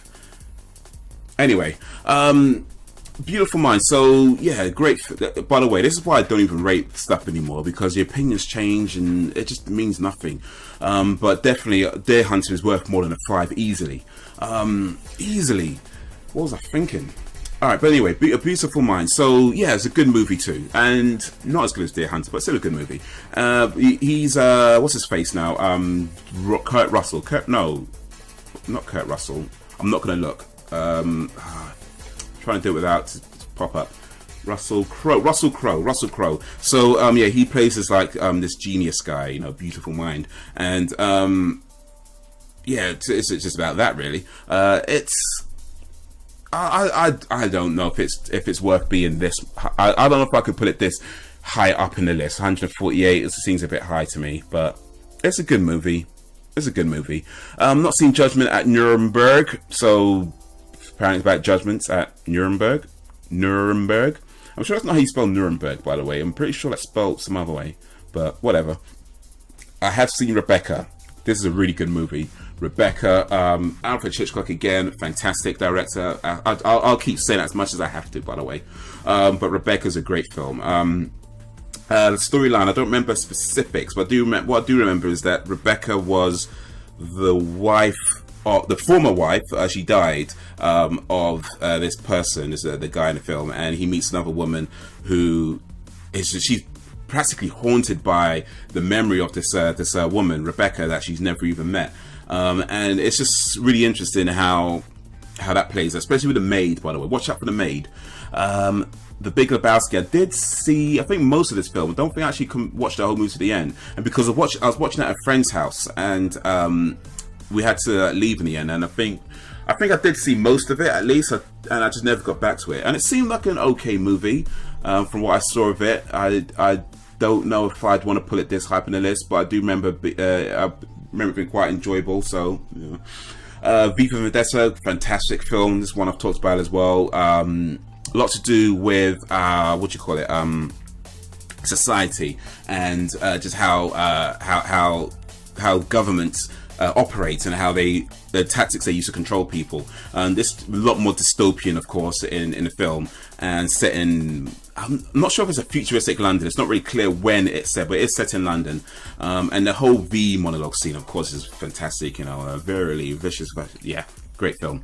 Gran Torino. I did see this movie, and I did really like this movie. What's interesting, however, is that Clint Eastwood, I believe, is the only professional actor in this film. Maybe a few others, maybe, but most of the actors anyway are not are first time actors. There's a lot of actors in there, first time actors, and pretty much everyone was unknown at the time.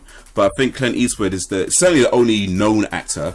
Well, I say known, of course their family knows who they are and their friends know who they are. So I know it's a kind of ridiculous term when you put it that way. But in terms of known outside of their immediate circles of, you know, friends and family, I think Clint Eastwood was the only actor that was known at the time, and then all the other actors, some of them just come out of like acting school, some of them like literally like first time non-professional amateur actors, but yeah, it's a really good movie. And the last scene, wow, see that film.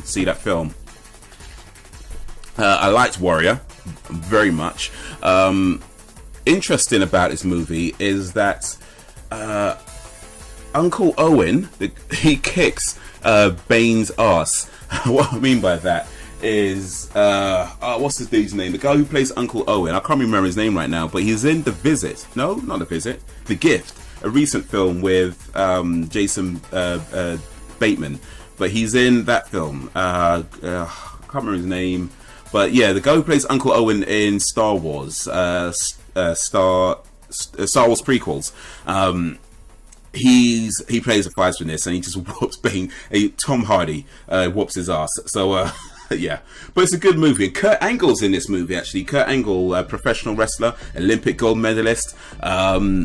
Yeah, he's in that movie as well, and I think he plays like a Russian or something. He doesn't play an American anyway, and he is American. You probably already knew that if you know who Kurt Angle is. But anyway, he's in this movie, and he plays a fighter. But it's a good movie, worth seeing. I liked it a lot.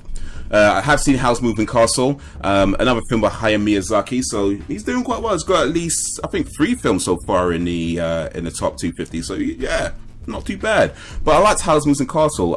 It involves this young lady who's sort of away from her usual surroundings, and you know, strange stuff happens.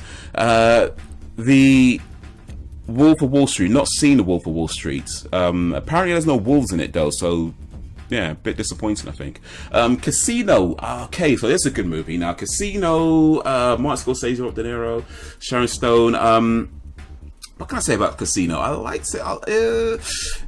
I would say if you liked Casino and you haven't seen Goodfellas, watch Goodfellas. I think Goodfellas is a superior movie to Casino. Casino's a good movie, not knocking it, and there's certainly some scenes in there that are really interesting, like the whole thing about the cars, and I won't spoil it, but you know, there's things to do with the cars. Yeah, it's a good film, really good film. But Joe Pesci in this movie, by the way, is just he's just freaking crazy. But yeah, I think I would say that Goodfellas is a superior film, but yeah, Casino's worth watching still. The Elephant Man. Now, what I like about The Elephant Man is that it's made in 1980, as you can see, but it has a very, very old film feel to it, and it's involved the story of John Merrick. Or it might be Joseph Merrick. I may be wrong. I know they deliberately used the wrong name in the film. I think in the film they call him Joseph Merrick, but his real name was John Merrick.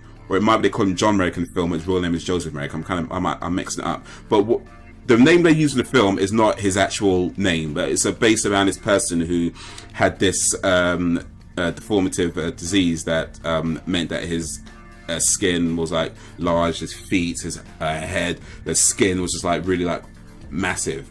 And it's based on a true story, but of course, being a film, they dramatize it. Things didn't quite happen the way they happened in the movie. Apparently, his real life was very uneventful, but you know, you gotta mix it up in the movie, make it more interesting, right? You know. But there's the last scene in this film is amazing because it has Adagio for Strings by Samuel Barber playing, and that is in my opinion, just the most hauntingly beautiful piece of music I think I've ever heard, and it fits so well with that last scene. But if you haven't seen it, definitely I would recommend The Elephant Man. Has a very, very young Anthony Hopkins. So if you want to see what Anthony Hopkins looked like at, I think it was like 28, maybe 30 at the time he did this movie. So yeah, if you want to see what a young Anthony Hopkins looks like, watch The Elephant Man. Lock, Stock and Two Smoking Barrels. Quite surprised it's quite hype actually, but then yeah, I suppose it's quite a popular film. I liked it though, to be fair. It was a decent movie. It's quite funny. Can everybody stop getting shot? You know, and also other guys like, yeah, if the milk's sour, then I ain't kind of pussy to drink it. So yeah, there's a lot of funny moments in that film. This was Jason Statham. I don't think this was his first movie, but I think this was the movie that pretty much put him on the map as far as, you know, being a star goes. I believe he's done some movies before this, but I think this was maybe his first movie that really got him noticed. But yeah, it's a decent flick. I think Guy Ritchie has done better films, but yeah, this is maybe, again, it's probably, I think this film probably got water. I think this film probably put Guy Ritchie on the map as well. So yeah, and Vinnie Jones, I think it's put Vinnie Jones on the map too. So a few people I think this film put on the map actually. So yeah. The General, not seen that, but apparently it's about a general. So Buster Keaton's in it. Okay, cool. I like Buster Keaton. Well, my thing with somebody else. Yeah, anyway, Wild Strawberries. I have not seen Wild Strawberries, but I do like strawberries. Not so. Have I tried Wild Strawberries? I think I have. I like strawberries. I like strawberry flavored drinks, strawberry flavored cheesecake. I like strawberries. Strawberries are good. So yeah, maybe I should see this. Maybe I should see this movie. The Secret in the Eyes. Not seen that, but apparently there's a secret in the eyes, and this film explores that secret. Can you see the secret in my eyes? No? Oh well. If you can, let me know in the description. Description? No, comments. So you can see the secret in my eyes. Let me know in the comments. Blade Runner. Okay, now I liked Blade Runner quite a lot actually, but I did not think it's as good as everybody made it out to be. Now, it's certainly not a rubbish movie, and I do recommend people watch it. I just felt it was maybe a little bit overhyped. That being said, the Rutger Hauer monologue where he's talking about, I've seen things, awesome, absolutely awesome. Apparently there might be a Blade Runner 2, which I really hope they don't make. Not because I don't think they can make a good movie, but I think at this point it's just so pointless, and it's better when they leave things alone sometimes. You know, I feel certain films just need to be best left alone, and Blade Runner is one of those movies. I believe it just needs to be left alone. The Seventh Seal. I liked The Seventh Seal. Apparently I gave it 7 out of 10. Maybe because I was obsessed with 7 at the time. But I think it's probably... In fact, Blade Runner, why did I give that a 6? Damn, I'm harsh with these scores. Okay, so Seventh Seal. Yes, so Seventh Seal, this is a really good movie. Now, it's got Max von Sydow, who you might know from The Exorcist. In fact, he's also in Shutter Island, if you've seen that. He's done quite a few American movies. He's a Swedish actor. But he's done quite a few American movies, so I'm sure you've seen something or other. But he's a much younger person in this film back in 1957, and he plays things like a soldier of some kind. And he's about to die, and death, as in, you know, like the sigh of death, you know, Cape death is about to take him, but he wants more time, so he has this deal with death where they're playing chess. I don't remember the specific rules of the deal, but it was by the end of the, but fundamentally, by the time he gets to the end of the game, I think if he loses, he gets killed. If he doesn't, it's something else. But I'd have to watch it again to remember how exactly it goes. But definitely, it's a great movie. I remember it being awesome. I think I watched it twice, actually. But both a long time ago at this point now. But yeah, anyway, great film. Worth checking out. And yeah, definitely one I'd want to watch again. I've not seen The Gold Rush. But yeah, if you like gold and Russian. Ikiru, yes. Now, this is by Akira Kurosawa, and I have seen this. Not, in my opinion, his best work, but a really good film, really touching, beautiful story. Takeshi Shimura, who is in a lot of Akira Kurosawa movies, along with Toshiro Mifune. They've both done like just about pretty much every Kurosawa movie you can think of either has Takeshi Shimura or Toshiro Mifune, or both of them. Seventh Samurai I haven't seen yet, but I'm pretty sure that is in the top 100 somewhere. It better be, at least, anyway, because that's a brilliant film. But anyway, Akira, great film. Takeshi Shimura plays a man who, I think he's like dying of cancer, if I remember correctly. He's dying of something, and it's just about like his last moments and what he wants to, what's important to him in his life, and you know that is his journey through that. So yeah, really touching, really beautiful film. Definitely worth seeing. Quite a long film. Pretty much most of Kurosawa movies are quite long, so make some time for them. They're worth it. Now this is my favorite Kurosawa movie, and it is brilliant from everything, start to finish. I can't. You know what? This film, when I saw this for the first time, I was just so in awe of how amazing it is, because right from the very opening scenes, and this is somewhat typical of Kurosawa, he doesn't waste anything. Like, everything you see means something, and you just have the most beautiful shots in every frame. You can literally pause the movie at any point and see just the most beautiful, artistically crafted image. And the story, this is based on a Shakespeare play called King Lear. I think it's King Lear anyway. But he plays it's a story of this there's the man who's the ruler of these he's given away, he has these 3 kingdoms. Well, not really kingdoms, but 3, it's a while since I've seen it, by the way. 3, I guess, castles or 3 areas, and he gives one to each of his sons, but one of them rejects he doesn't want to take a part of it. But the other 3, is it 3 or 2? I'm gonna have to watch this again. But anyway, the other sons take their parts, and he married them off to like some of his rivals as well. So part of the story is, about greed, about trying to take over from their brothers, because in fact, this film, there's one of the brothers is married to this really manipulative woman, and the way she controls the characters to get her ends is pretty interesting. But the way her story wraps up, wow! Just all I'm gonna say is just wow. And when I say use of color in this movie, yes, just great film. So My Neighbor Totoro, I have seen this. Yes, I have seen this. I don't remember much about it, but I remember there was like some family of some kind that moved away from their regular surroundings, and then strange shit happened. But yeah, it was a good film. I did enjoy it. I think that's like the 4th now I haven't been counting that many, but I think it's like the 4th Hayao Miyazaki movie. In fact, Hayao Miyazaki, Akira Kurosawa, and Alfred Hitchcock, I think, are the most represented directors in the top 250 list. So that says something about those guys.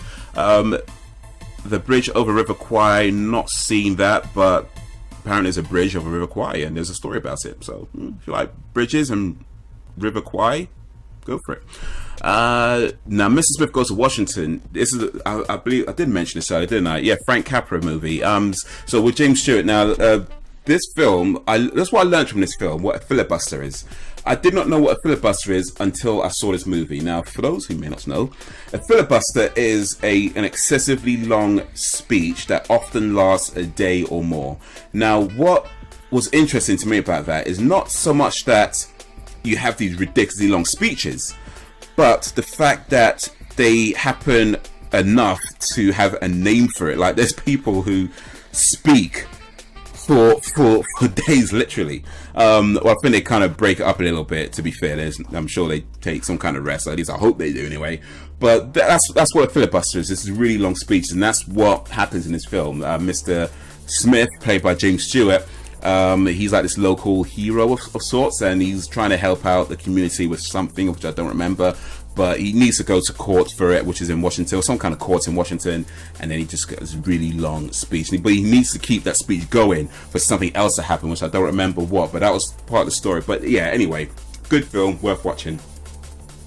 I liked Pan's Labyrinth a lot. Or didn't I? No, I didn't. No, I did. I'm sure I did. Well, I gave it an 8, so I guess I did. But apparently I'm really harsh on my scoring, so maybe, I don't know.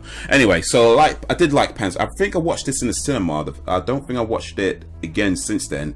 But I did. Yeah, I remember. I liked it. I remember those thing with like the that thing that does that with the eyes. I don't remember much else from it, though. I don't remember what the story was, but I do remember liking it. So, but yeah, it's in 125, and apparently I gave it an 8. So I guess it did something right. Not seen On the Waterfront, but you know, it's on the waterfront, so maybe it's a wet film.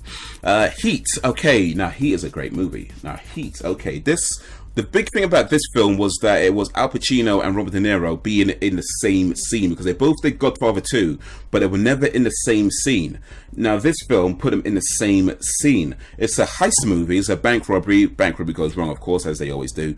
Not so much like it did in Dog Day Afternoon. It's a bit more, well, a lot less comical than that. But yeah, effectively it's a heist movie. Al Pacino is the cop. Robert De Niro is the crook. And so yeah, cat and mouse. And that's interesting because in actually no, they're both crooks in The Godfather actually. So yeah, never mind. Anyway, so yeah, it was kind of it's about how Al Pacino tries to catch Robert De Niro's character. Good Will Hunting, yeah, really good film. This film, by the way, you know what I liked about this film? I mean, the film's a great film, just anyway. But what I liked about this film is the story behind it. That Matt Damon and Ben Affleck were actors, and they were struggling at the time to get roles that they felt really they can get into, that you know suited them. So they wrote their own movie and got it made. And what I like about that is that it just shows initiative. So many people complain about not getting the right roles, or you're not getting this, and everybody. And that's what you need to do. If people aren't making the films you want to see, make the films yourself. And that's what they did. They said, you know what, we're not getting the roles that we want. We're not getting, we're not where we want to be. And they just wrote their own film. And from that, Matt Damon went on to do the Bourne movies. Ben Affleck went on to do, he's doing Batman now. So, good things happen for those who put the work in. Die Hard. Okay, I did see Die Hard, but yeah, I did see Die Hard. I think I've seen most of the Die Hard movies, but I don't remember a whole lot from Die Hard. I remember it was set in Christmas, and I remember there was a conduit, and he's crawling through a conduit. He's barefoot, and there's some explosion. The thing is, I prefer Die Hard 2. I prefer Die Hard 2, but I really prefer Die Hard 3 with a Vengeance. That's my favourite Die Hard movie, and I doubt that's anywhere near this top 250 list. I seriously doubt that. But I prefer Die Hard 3. I thought it's a much better film. But Die Hard, I remember it being okay. I think I have seen The Great Escape, but I don't remember what happens in it. Apparently it's an escape and it's great. But I'm pretty sure I've seen this film. I just don't remember what happens. If I have seen it, if it is what I seem to have some kind of vague memory of, I think it's set in a prison. It's in a prison. They escape from prison. But anyway, it's 120. Got to be a good movie. I'm not seeing Chinatown. What's the guy? Jack Nicholson. That's the name I was trying to think of earlier, by the way. Jack Nicholson. But yeah, I'm not seeing Chinatown. Apparently it's a really good movie. Well, it's quite hot, so I guess it's going to be good. Not seen The Hunt. I've never even heard of this film actually. Okay, I never even heard of this, but yeah, if you like hunts, then yeah, maybe check this. Mad Max Fury Road. Okay, 2015 Mad Max Fury Road.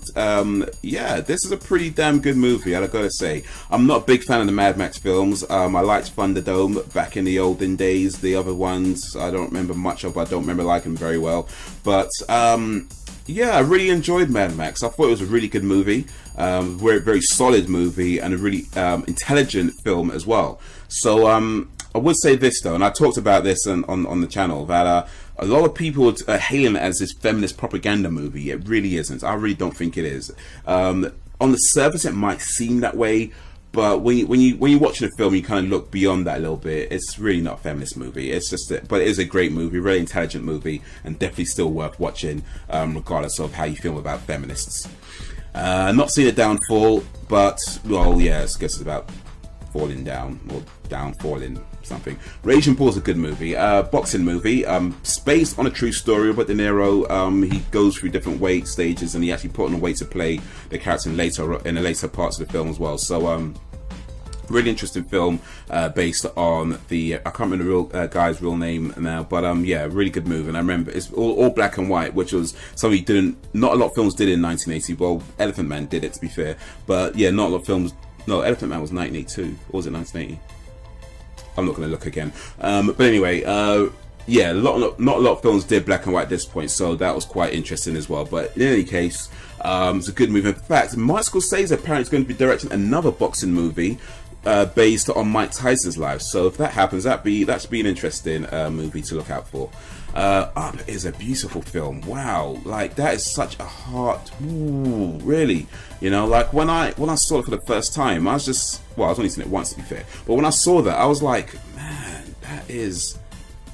It's really just pulls on those heartstrings, you know, and just, if you've not seen Up, I highly recommend you watch Up. It is brilliant. It is absolutely brilliant. Three Idiots is not very good. I don't know how this film got this high up, actually. Wow, that is very high. Three Idiots is it's just not funny. It's supposed to be a comedy, but it just isn't funny at all. Like, it deals with, I think it deals with AIDS or something like that, some kind of like disease, but it's supposed to be a funny film about it, and it just wasn't funny. Like, there are, I mean, look, if you want to watch a comedy film, a comedy Bollywood film, I personally would recommend Dostana. I think that's so much better. The remake, by the way, not the original. Well, the original's good too, but the remake's more of a comedy. That is a great film. Three Idiots just did not do it for me, and I was really wanted to see it. I mean, I really wanted to really wanted to like it because I liked the concept of it. Not the concept, sorry, I liked the actors in it. Amir Khan, he's one of my favourite actors from Bollywood movies, just in movies in general, really. He's done a lot of great films, but nah, it just didn't do it for me. The Unforgiven rather. Yeah, I liked Unforgiven. Clint Eastwood directed, Gene Hackman and Morgan Freeman's in this as well. It's a Western movie, and I don't remember the story, but I remember it being really good. I do remember it being really good. So yeah, definitely worth checking out. Some like it hot. Okay, yes. Marilyn Monroe is one of my favorite actresses of all time. Not that she's the best actress ever, but just one of my favorite people. I think she is amazing. I think she definitely underappreciated. You know, a lot of people know about her for her beauty, but she was such an intelligent person as well, which people don't seem to. She actually had a higher IQ than Einstein, which not a lot of people know, but she's a very intelligent person, very troubled person, I'm sure you know the story. But Some Like It Hot, yeah, great film. Tony Curtis, Jack Lemmon is in it as well, and really funny. Marilyn Monroe's fantastic. All of them are fantastic, and yeah, I definitely, that's a 111. That's a great movie. Okay then, so Scarface, the remake, not the original. I've seen the original as well, and it's pretty good. I like it a lot. The remake, however, though, is a different movie to the original. There's similarities, but very, very different movie altogether. And I think they're both worth watching for that reason, in that they're not doing the exact same things. But I imagine you've probably already seen the Scarface 1983 version, because that's quite a popular film. But if you've not seen the original, which was from 1930 something, that's definitely worth seeing as well. Batman Begins, awesome film. Yeah, this was the first of the Christopher Nolan Batman movies, and it just took the whole idea and just spun it. The whole idea of this more realistic, gritty Batman, and the way it worked, it did in this film, it worked so well. And I love the idea of like taking it back to the beginning and just showing more of the origins. It was just fantastic how you see character development, and it just shows that you can take a comic book rather, and turn it into a movie that isn't stupid, or trying to be something that it isn't. Not that the first Batman movies weren't any good. Let's say the first, really the second set. I mean, the first set was like 1960s, and they were just ridiculously cheesy. Worth watching though. Batman the movie from 1966, great film. But the 1989 series of Batman films, they were okay for the time. But in terms of impact, Batman Begins in 2005 compared to the impacts that Batman had it in 1989, massive amounts of difference. And I think Batman Begins just really just blew everybody's minds way more than Batman 1989 did. So, but if I'm sure you've seen Batman Begins already. You don't need to tell me it's a great film. If you haven't seen it though, then yeah, look it up. The Third Man, not seen The Third Man. I think this is an Orson Welles movie, I believe. No, it's not. He's in it. He is in it. He didn't direct it though. He just stars in it. But I don't think I've seen this film. No, I don't think I've seen it. But yeah, anyway, he's the Third Man, or somebody's a Third Man, and It's about that guy. Yojimbo. Okay, so this was the original film that A Fistful of Dollars is based on. Was a few? I keep mixing them up. Fistful of Dollars or Few Dollars More was based on this film by Akira Kurosawa. And again, similar sort of idea, you know, playing the rival gangs against each other. Toshiro Mifune, again, fantastic actor. I don't know if I'd put it at this. I mean, don't get me wrong, Akira Kurosawa is a great director, as I said, amazing. But just in terms of I'd have other films higher than this, but hey, this is actually one of his shorter films. It's only about an hour and a half. This and Sanjiro, they were only about an hour and a half, and most of the films are much longer. So if you're looking to get into Akira Kurosawa movies, or if you just want an introduction to Akira Kurosawa movies, Yojimbo is probably a good place to start. Sanjiro, another good place to start, and Rashomon as well, which is probably somewhere up here in the list. Another good place to start, because they're one of the shorter movies that you can watch, and then maybe graduates to the longer movies. Metropolis is I don't remember much about this film. I don't remember liking it very much, but it's a classic movie, and I think it's inspired a lot of films as well. But I just felt like it's just very, very long. It was only about, I mean, it's only about 2 hours, but it did feel like it dragged out a lot. It's a silent movie, but that's not the issue for me. I've seen plenty of silent movies before. It just felt like, I don't know. I think there's better movies out there, quite frankly, but hey.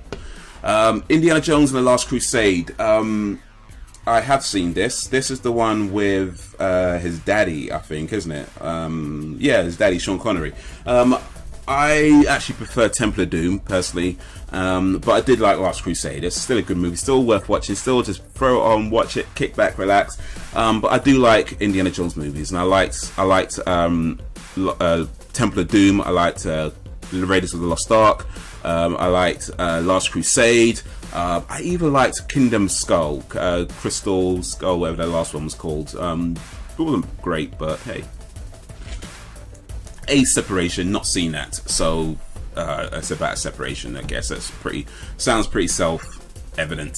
The Treasure of the Sierra Madre, not seen that either, but if you like treasures and Sierra Madre, maybe worth checking out. That sounds Spanish, but yeah, that's my racism kicking in again. All About Eve, not seen that, but apparently it's all about Eve, and I've not seen The Apartment either. But well, if you like apartments, so if you're looking for an apartment, maybe that's one to check out. Inglourious Basterds, okay, now I've talked about this movie, great film, very historically inaccurate, but that's done quite deliberately for this film, and I think you can tell, well, you should be able to tell anyway when you're watching it, that it's set in a real time, but just has absolutely no real connotations to actual history, but it's still just an enjoyable film to watch, a great film. Look out for Hans Landa, played by Christoph Waltz in this movie. I think he is fantastic, and this is a film that put him on the map as far as Western cinema goes. Like, he did a lot in Austria, in Austrian cinema, Christoph Waltz, but with this film, that's when he got noticed more by Western audiences, and you see him more and more in films. In fact, he's going to be in a new James Bond movie coming out next month, actually, in October, or was it November? Soon anyway, but he's in that, playing the bad guy, Obenhauser. Toy Story, great film. When this came out, I think it blew everybody's mind, just how fantastic it was. It's such a beautiful story, but it was yeah, I really liked the animation of it, the graphics, and just the level of detail that went into all the scenes. But the idea of toys talking when you're not around is such an awesome idea that I mean, I don't know if everybody had this, but certainly when I was much younger than I am now, I used to think that as well. That, you know, you put your toys down, you go out, and you come back, and they have all kinds of adventures when you're not around. Because sometimes you come back, I'm sure most people, a lot of people have this experience. You come back and you see your toys just like not where you put them. You think, nah, something's happened there. Something's happened there. So yeah, I think a lot of us has had this thought. So certainly, I guess enough people to make a movie out of it, where your toys have their own lives and they move around a little bit and they talk to each other and they have adventures when you're not looking. You know, you can't. I mean, here's the thing: you can't prove it. So why not? If you can't prove it, you can just believe it. You don't have to believe it, of course, but you know, you can believe things if you want to. I choose to believe. Sometimes. Yeah, I think I believe this one. Toys have their own lives. I like to believe that. Alright, so anyway, I didn't even notice we're in the top 100 now. So yeah, a few dollars more. Yeah, Okay, this is, I'm pretty sure I'm not going to mix this one up now, because now I see Lee Van Cleef is in this particular film, and this is the one that I prefer over A Fistful of Dollars. So I'm pretty sure I'm not mixing them up anymore, because I just remember which one Lee Van Cleef was in, and he's in this one. So Few Dollars More, yes, I liked a lot. Sergio Leone again, Clint Eastwood as the man with no name, and it's a great film. It's I mean, westerns I think are just so artistic for the most part, especially these Sergio Leone ones. They're just so artistic. And this film, the last scene, like when they're just like playing a stopwatch and just before the shootout, awesome. Rashomon, so yeah, the one I mentioned earlier. So a good introduction to Akira Kurosawa movies. Not only about an hour and a half. It's like one story told 3 different times with 3 different perceptions of it, and then finally you get the truth as to what actually happened. And it's just, what's interesting is it shows how people try to put themselves as either the hero or the victim, depending on what they feel makes them come out as looking the best. Like, oh, I'm just a poor victim, or no, I'm the great hero. Depending on how they want to spin the story to suit them. Depending on what the kind of outcome they want, they spin the story that way. So that's interesting. I'm sure we've all seen examples of that in other parts of life, where people spin stories to make themselves look like either they're the hero, or they're the one that should be pitied, or some things along those lines. And Rashomon explores that concept, and it does it very, very well. LA Confidential, I saw this a long time ago, but I think it was a good movie. What's the quote from this movie where he says, yeah, a hooker made up to look like Lana Turner is still a hooker. She just looks like Lana Turner. Can't even talk. A hooker made up to look like Lana Turner is still a hooker. She just looks like Lana Turner. And yeah, apparently it was Lana Turner. Well, an actress playing Lana Turner. Of course, not really Lana Turner, just like it was a long time ago. But yeah, it's a good movie. I liked this. This was Guy Pearce's. I don't think it was his first film, but I think it was his first major film that he did.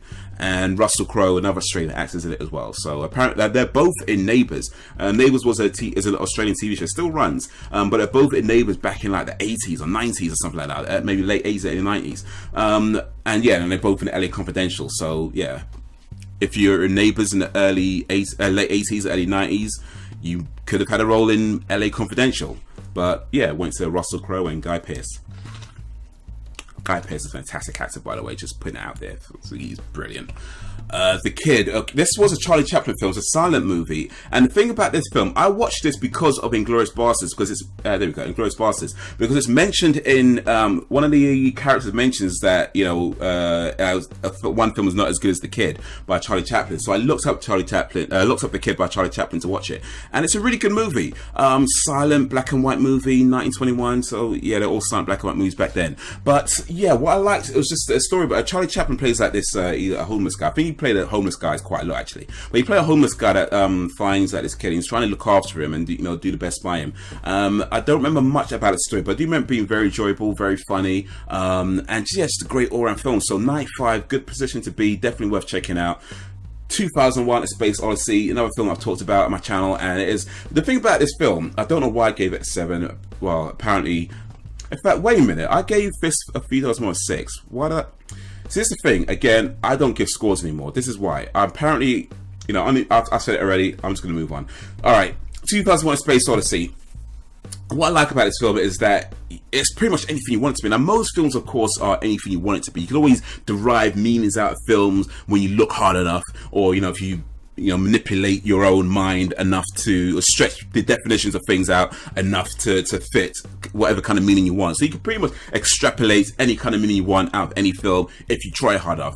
But the thing about 2001 is that it opens up that a lot more, so that you're not having to look so deep to get any kind of meaning. You just need to look at it and say, okay, well, this is what I think it is, and you compare it to what somebody else says, and it'll be wildly different. So it's a film that you can really just watch and enjoy for what it is if you want to, but also when you're trying to get a meaning, you could be like, you know what, I think this is what represents this, so this represents that, and this represents, and so on. You could have so many different conversations about what it means and what the metaphors are, and it's just, yeah, brilliant film, brilliant film.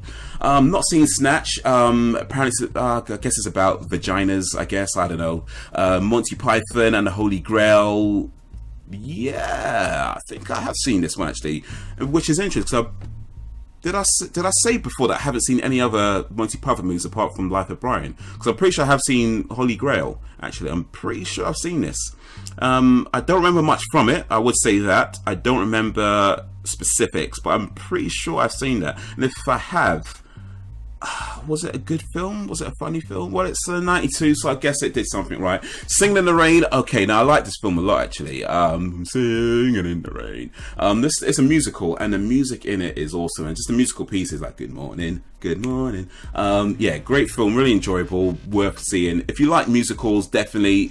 If not so much, I think it's still worth watching anyway, actually. Even if you don't like musicals, I think it's still worth checking out. I mean, it's a classic film. And, you know, Gene Kelly's Singing in the Rain segment is, yeah.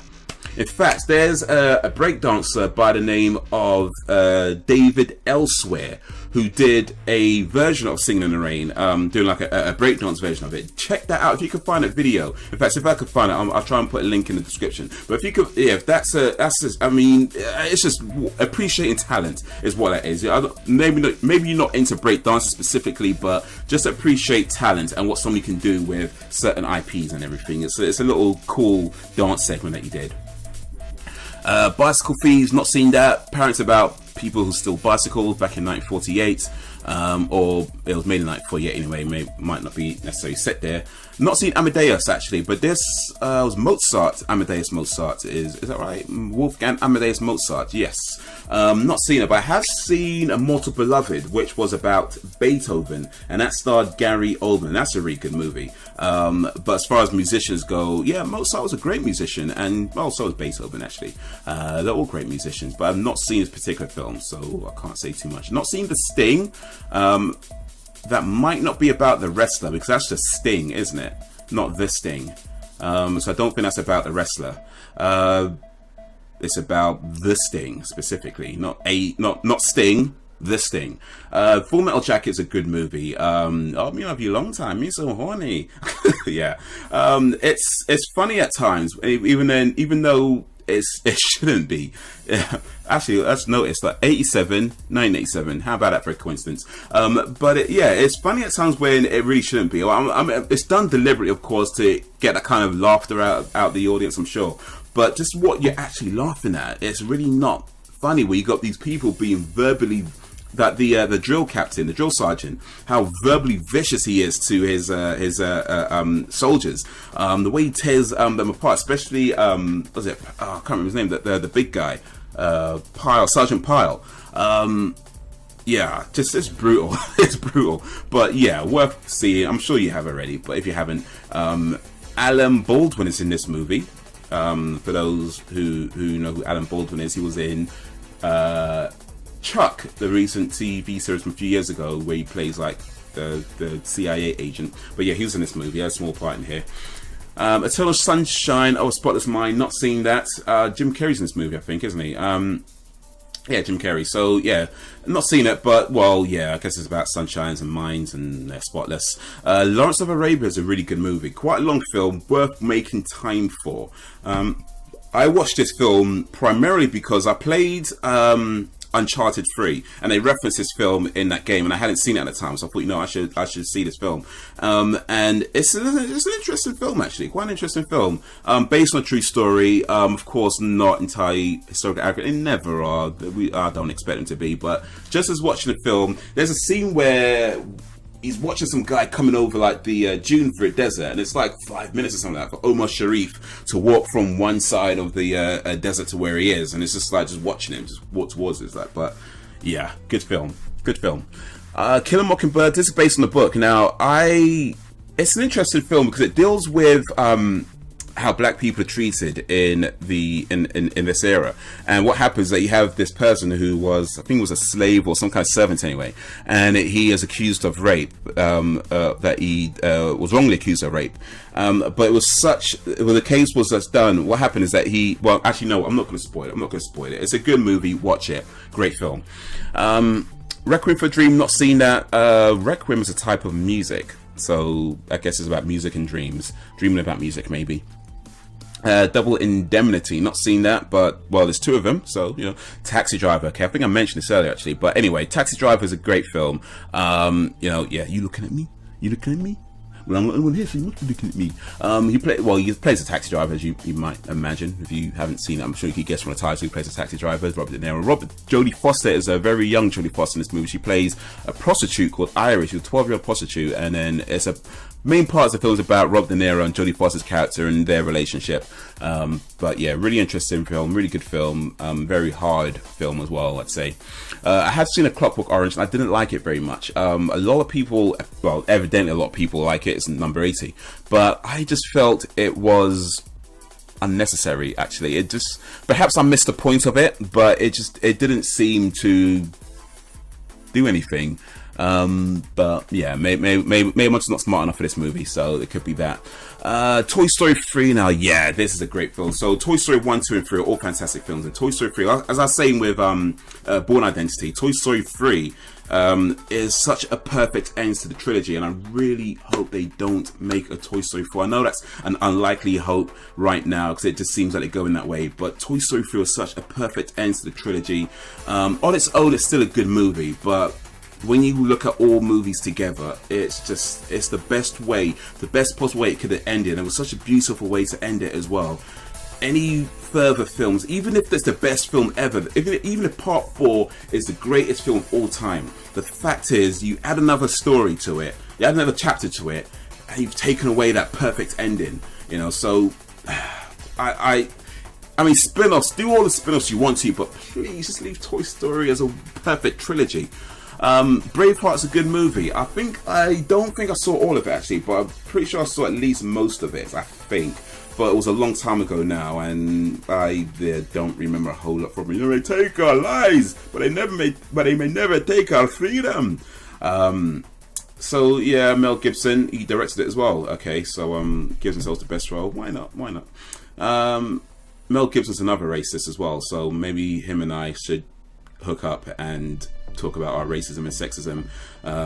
Well, actually, he's an alleged racist, I should say. So I don't think he's a confirmed racist. So, but apparently we figured out during this that I'm a racist and a sexist, and I make assumptions. So I need to find. Probably should say that I might attract real racists. Might obliterate. I'm going to move on. All right. So Reservoir Dogs is a great movie, and I've talked about this movie as well. I think it's a fantastic film. It's a very cheaply done movie. I think it's made about $2 million or less. It was actually going to be made for a lot cheaper, but when Harvey Keitel got involved, he said, "You know what? We've got to put more money into this," and he got that. He made that happen.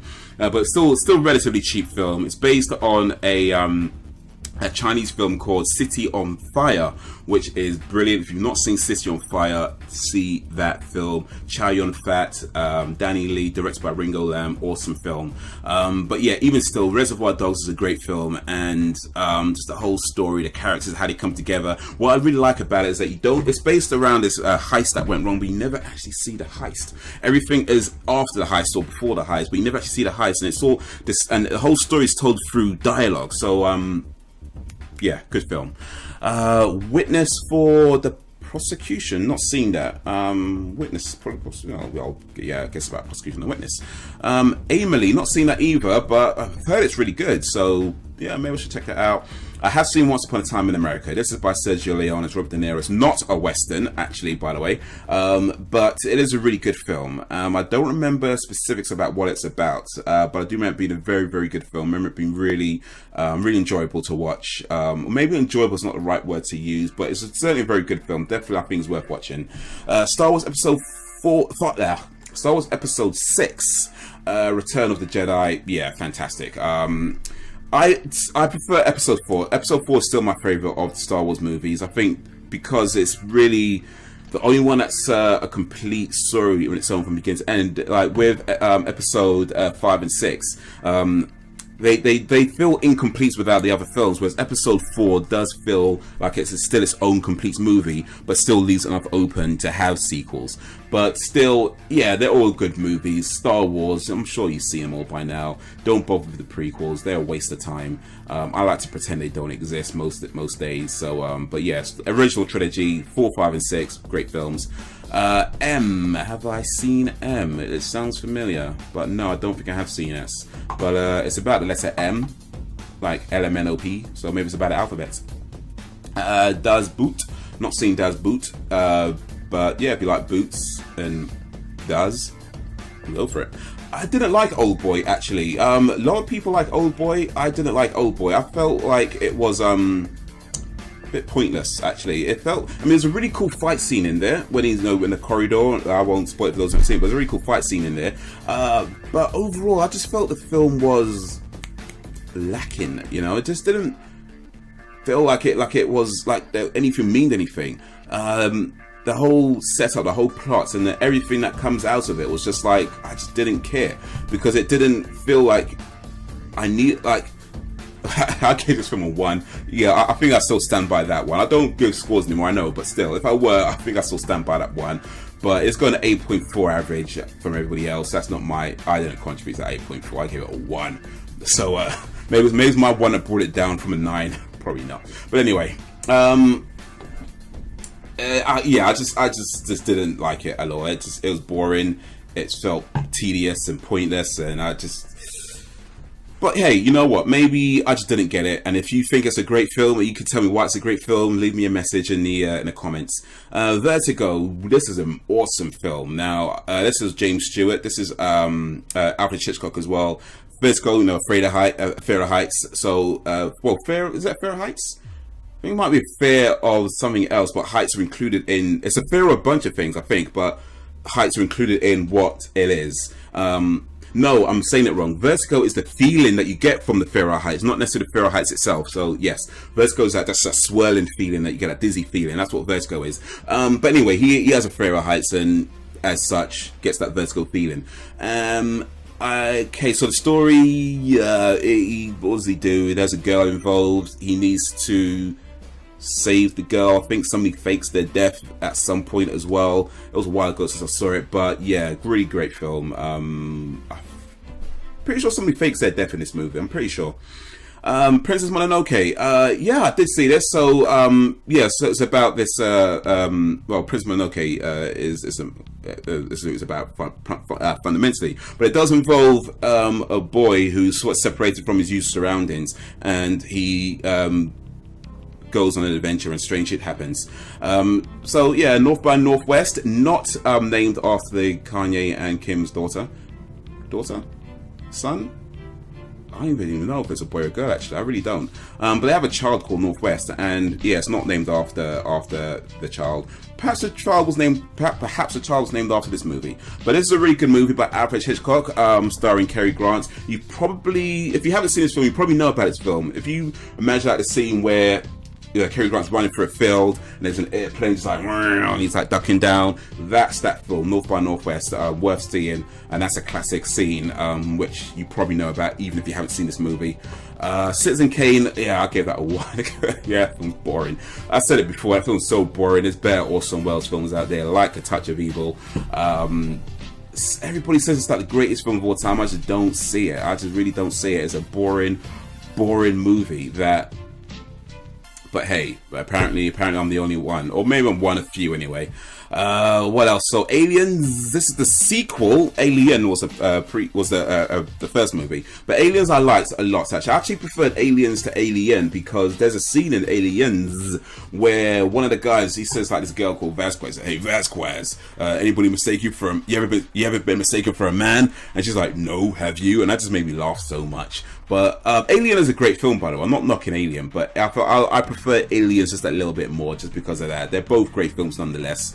Both worth checking out. In fact, pretty much all the Alien movies, apart from Alien 3 and 4. 3 is okay. 4 is just, I don't even bother. And the Alien vs Predator movies are just a waste of time. You know what? I'm going to move on. They're just going to depress me. So, Grave of the Fireflies is a fantastic film. Know what I like about this film, actually, is that it's an animated film, but it doesn't have any kind of like sci-fi or fantasy elements. Like, you think of any animated movie, and there's usually something science fiction about it, or something fantastical about it, something that goes otherworldly to some degree, like maybe there's magic involved, or anything that's, say, non-science based that you can't, say, quantify in our real world. But with Grave of the Fireflies, it's very grounded in reality, even though it's an animation, and it's very interesting to see that sort of thing.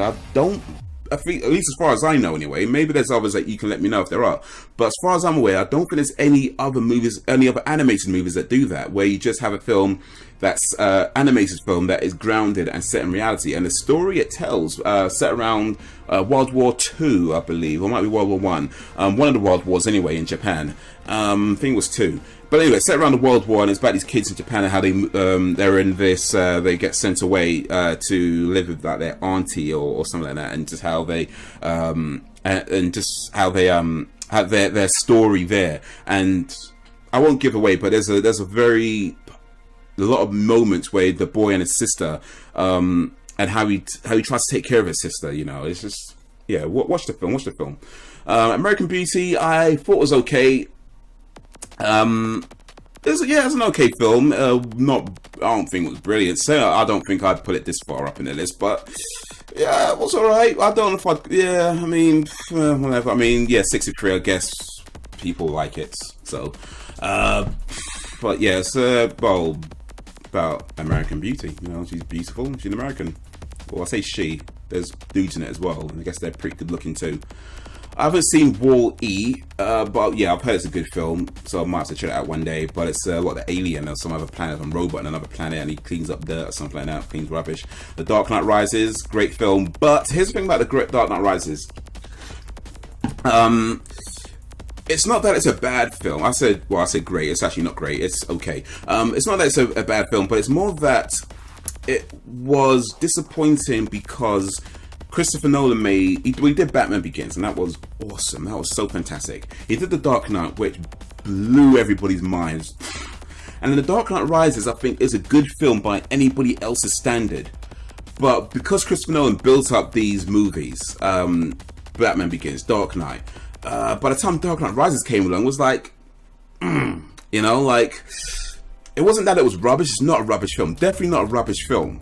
It's just, it didn't feel like it was up to that Nolan standard of Batman films. And I think that's where, for me anyway, that's where the disappointment came from. That it just didn't, it felt like he was trying to be himself by being someone else, in a sense. And it just didn't seem to come across so well. But it's still a good movie, and if you watched Batman Begins and Dark Knight and The Dark Knights, then yeah, you may as well check out The Dark Knight Rises as well, just to complete the trilogy. They're going to reboot the whole thing soon enough anyway. Django Unchained, not seen that. Heard it's a great film.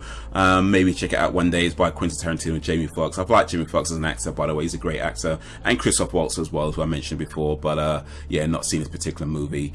Paths of Glory, not seen as well. Apparently about, well, it's got Kirk Douglas. Kirk Douglas is who am I thinking of? Kirk Douglas. Who am I thinking of? Something Douglas. Kurt Douglas. The guy that's in Ant-Man, you know what I'm talking about. You know what I'm talking about. The guy in Ant-Man. Romancing the Stone, Basic Instinct, Lethal Attraction. Who am I thinking of? Something Douglas. Anyway, Kirk Douglas is his father. But yeah, I haven't seen this movie. The Shining, yeah, this is a okay film. Well, no, it's better than okay, to be fair. But it's just a bit weird, actually. It's quite a weird film. And, it's... yeah, I'd say it's worth watching. It's just, yeah, just be prepared for some weirdness. Here's Johnny. That's like the least weird part of the film. Not seen Cinema Paradiso. I have seen Guest House Paradiso, which probably has nothing to do with this movie. But Guest House Paradiso was a film with Adrian Edmondson and Rick Mell, based on Bottom, the TV series, a British TV series, a comedy series, and that's a funny film. But I've not seen Cinema Paradiso. I doubt it has anything to do with Guest House Paradiso. Who knows? Maybe. Not seen Inside Out. But from what I've seen about it, what I know about it does look like an interesting movie. Like the whole idea of like feelings have feelings, you know. So yeah, one to check out perhaps, especially this hype in the list. It only came out this year, so yeah, pretty good. The Great Dictator. This is a Charlie Chaplin film. I haven't seen it, but I think this is it's one of the films that he's popular for. So yeah, I think it's one to add to the list of films to one day see. The Lives of Others, not seen, but you know, I'm not that interested in other people's lives. I'm kind of selfish that way. The Lion King I liked a lot. Yeah, no, I mean, I don't think it was as sad as some people made it out to be, but it's still a great film. You know, Simba and I don't remember other people's names, but anyway, yeah, good movie. Alien. So yeah, this is the first one. The talked about the sequel already, but yeah, still a great movie. Alien, Aliens. Alien 3, not so much. Alien 4, I've said it already, I won't go for it again, but yeah, Alien anyway, great film, worth checking out, but I do still prefer Aliens. The Prestige, this is another film I've talked about on my channel, so yeah, great film, fantastic, loved it. Christopher Nolan, Christian Bale, Hugh Jackman, magicians that are kind of at war with each other, well, rivals I should say, maybe not wars, a bit strong, but they're certainly rivals of each other, and just how they try to one-up each other through various ways and the deadly games they play. Well, maybe not deadly. Well, actually, maybe. Doctor Strangelove. You know what? I did not like this movie at all because I just thought it was very boring. Very, very, very boring. And, but you know what? Sometimes, I mean, we all like films, I guess, that we all don't like films that other people seem to love. I know that happens pretty much with everybody. But there seems to be quite a few films in here in the top 250 that I just think I just don't see it. You know, and perhaps that is just me. Perhaps I just don't understand the type of humor they were going for in Doctor Strangelove, where it was supposed to be a comedy. It has Peter Sellers, who's famous for the Pink Panther movies, and it's directed by Stanley Kubrick, who is a fantastic director. I'm not knocking that at all, but I just felt this film was. Now, Sunset Boulevard, however. That is brilliant. I love this film. The ego it deals with, because it's about moving from the silent era to the speaking era of films, and so it features this silent movie star who is, you know, more and more drifting away from the spotlight as, you know, this talking movie stars come up, and just when there's writer who managed to stumble across her house and is staying with her as he writes his, you know, his next big screenplay, and just how arrogant she is, and how because one of the things, if you watch films from this era, like 40s, 50s, and you read about the stars as well, the arrogance, I believe, is quite real in how people actually were. Maybe it's a bit exaggerated for the film, but certainly I think there's some real reality to how actors were in that sort of time, from moving from silent to the speaking movies and the just that era, that 40s, 50s era of films. But yeah, great film. The last, well, not the last time, sorry, but one of the lines in the film where the writer meets the star, Gloria Swanson, played by Gloria Swanson. He sees her and he says, like, "Hey, I know you. You used to be in movies." And she's like, "No, I'm saying it wrong." He said, "I know you. You used to be in movies. You were big." And then she replies with, "I am big. It was the pictures that got small." Great line. Back to the Future, I'm sure you've seen that already, and if you haven't, you need to go back in time and watch it. But yeah, great film, really funny film.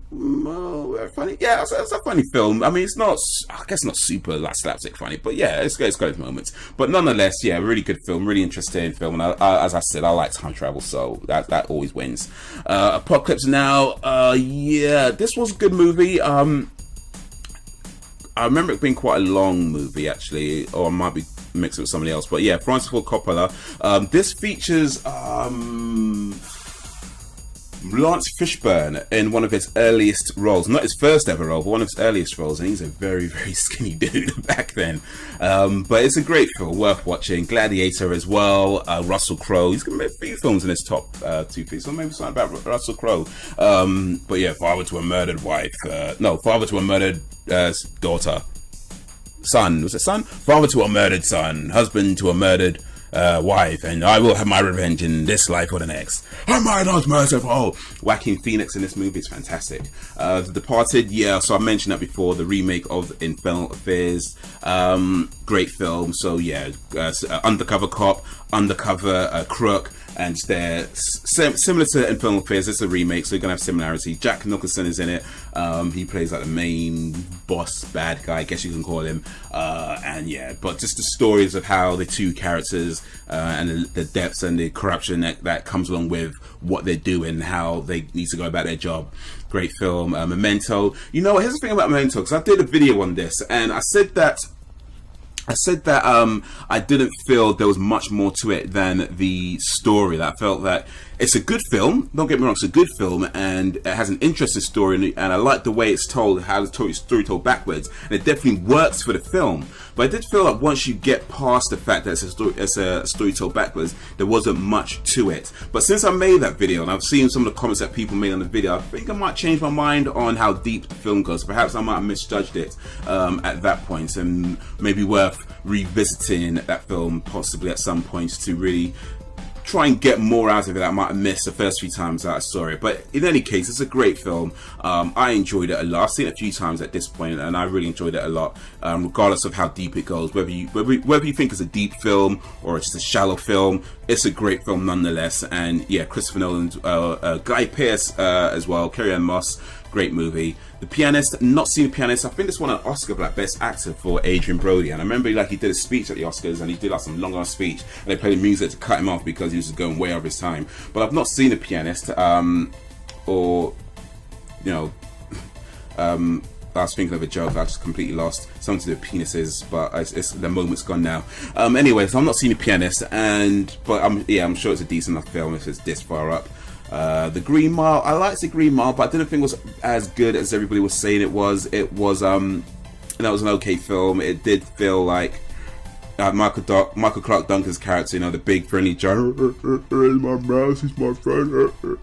But yeah, it was alright. It was alright. I don't know if I'd call that a must-see, but you know, I think once you get into the top 100 movies, you're at a point where you're not necessarily must-see movies, but you certainly films that you may as well see just because they're evidently they're this high for a reason, you know. And yeah, we're in the top 50 now, so yeah, these are like the best of the best, really. Well, technically speaking. Not seen Whiplash, never had Whiplash either, thank God, but I've heard that's pretty terrible to have, so I don't wish that upon anybody. Terminator 2, as I said before, great film, easily the best of the Terminator movies, and if you do watch it, make sure you get the director's cut version. The extra scenes are so worth it. Any version is great, by the way, but if you do get the director's cut version, even better, fantastic. I've not seen Modern Times, but we live in modern times, so I guess I don't need to see it. The Intouchables, I haven't seen this movie, but you know what? There's a song, well, it's a piece of music, not a song, so they're not singing in it, but there's a piece of music in this film called, one sec, there you go, Nuovo Bianche, and it's by Ludovico Einaudi, so composer, a piano composer, and I'm learning to play that on the piano. And if you follow me on my piano learning channel, I've got some versions of that there, but I'll try the best I can to play it. But I've not seen The Intouchables, but yeah, maybe I should. I mean, I certainly like the music from it, and it's pretty high up film, so. Rear Window is a great movie. This was remade actually with Christopher Reeves, but I haven't seen a remake. But I did see the original with James Stewart. He plays a wheelchair-bound person who witnesses a murder from across the other side of his apartment. He sees his window, then on the other side of, like, say, the forecourt or the middle court, whatever it's called, and then in the other apartment, he witnesses a murder, and it's about how he tries to help out, but you know, he's wheelchair bound, so it's very limited in what he can do, and then he doesn't know whether they've seen him or not, and if he does, watch the film, great movie. City Lights, I don't think I've seen this. No, I haven't seen this, but it's a Charlie Chaplin movie. Charlie Chaplin, another actor and director who's been featured quite a lot in this top 250, so yeah, another person to pay attention to. Charlie Chaplin, who we got? So Charlie Chaplin, Akira Kurosawa, Hayao Miyazaki, and was it Martin Scorsese? Yeah, I think Martin Scorsese and somebody else. I'm pretty sure I'm missing somebody. But anyway, yeah, certain names to pay attention to. Psycho is a great film. Oh, Alfred Hitchcock, of course. Alfred Hitchcock. Yes, Psycho, fantastic film, great movie. If you've not seen this film by now, you really should, because it is just one of the most amazing films ever made, and Anthony Perkins is just so chilling, you know, really. Raiders of the Lost Ark, great. Yeah, I think this was my favorite of the Indiana Jones movies, I think, or was that Temple of Doom? I don't remember, but I liked a lot of them, and yeah, see them all, see all the Raiders of the Lost Ark, Temple of Doom, Lost Crusade, even Kingdom Skull, see them all, they're all great films. Casablanca is a good movie. Now, I don't know why I'm not even going to talk about my scores anymore, by the way. I'm just going to leave them alone. Casablanca is a great movie. Maybe not today, maybe not tomorrow, but soon, for the rest of your life. Here's looking at you, kid. There's actually a misquoted line in this movie where people a lot of people quote it as saying, "Play it again, Sam." It actually says, "Play it, Sam." But in any case, worth watching. It's set in Casablanca in Morocco, and set during war times, if I remember correctly, as well, or some kind of conflicts going on somewhere in the world anyway. But yeah, worth watching. Definitely worth watching. Classic film. Spirited Away, Hayao Miyazaki again. Oh, that's yeah, I mentioned him already, didn't I? Yeah, great film. Involves a little girl family that, you know, they're moving away from their usual surroundings, and then strange shit happens. But yeah, great film, worth seeing. American History X, yeah, great movie. Okay, now this very, very hard hitting, very hard hitting. Edward Furlong, who plays the younger brother, is amazing in this film, and Edward Norton, of course, been fantastic as well. His character's transition from being like this really hard, you know, neo-Nazi type character to the end of the film. I won't spoil it for those who haven't seen it, but yeah, so it's worth seeing. It's a great film. Saving Private Ryan, I liked quite a lot actually, but I don't know if I'd put it in at 30. That seems a bit high to me. It's a good movie though, definitely worth seeing. Definitely, I don't know if I'd call it a must see, but it's definitely worth seeing. It's a funny scene with Nathan Fillion when they get the wrong Private Ryan, and they tell him that like his little brother's died, and he's crying. It's like they didn't realize they got the wrong guy. And he's like, "You sure?" But yeah, really good film. Really good film. Not quite a must see, I don't think, but really good film. I liked Interstellar a lot. I definitely would have put it at 29 though, but yeah, I liked it a lot. It's a good movie. It was just very Murph, you know, like if you've seen the film, you know what I'm talking about. Murph. Like it's like I think that's the one line for the whole movie. Murph. Don't let me go, Murph. But you know what? It's still a decent enough flick. No, I've talked about this one actually on my channel too, so it's not quite must see, but yeah, it just should see, and you may as well watch it. It's a pretty decent film.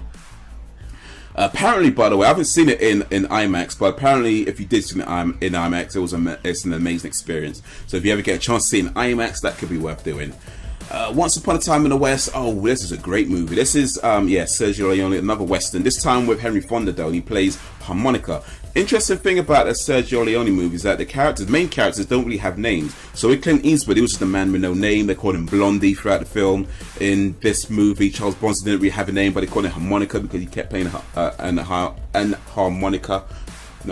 harmonica rather throughout the film. So that's what they called him, and you know, Cheyenne's Men. Oh yeah, Cheyenne's Men don't die. But you guys see the films now I'm talking about when I say that. It's a great film, absolutely brilliant film. One of the best Western movies. I mean, this along with The Good, the Bad, and the Ugly, I'd say are the two best Westerns that I know. The same that I've seen quite a few, maybe not a lot, but I've seen quite a few Westerns. And I'll put with this, and I'll say The Good, the Bad, and the Ugly is probably my favourite Western of all time, and it's maybe my second favourite if I had to rank them. But either way, both fantastic movies. Fistful of Dollars, $3 More, all of them great movies. Alright, let's see what we got here. So Léon, The Professional, and it is Léon, as I mentioned before in another video, Léon, because it's French. The Professional, great movie. I gave this a 10 out of 10. Interesting. But I'm not going to talk about my scores anymore. I said it already, I keep saying that. I'm going to try and not mention it. But anyway, great movie, fantastic film. He plays John Reno plays a hitman, and Natalie Portman plays this young girl whose family is all killed. So Leon, the professionals, having to look after her. So it focuses a lot on the relationship between Leon and Natalie Portman's character. Whilst all the while. Gary Oldman, who's kind of the main protagonist, main antagonist in the film, is trying to find Leon and you know, take him out, so for lack of a better term. But yeah, great film, check it out. I have seen Life is Beautiful, and I just thought it was boring. Actually, I did watch the whole way through, and well, no, maybe boring is the wrong word to use. I think boring is a bit harsh.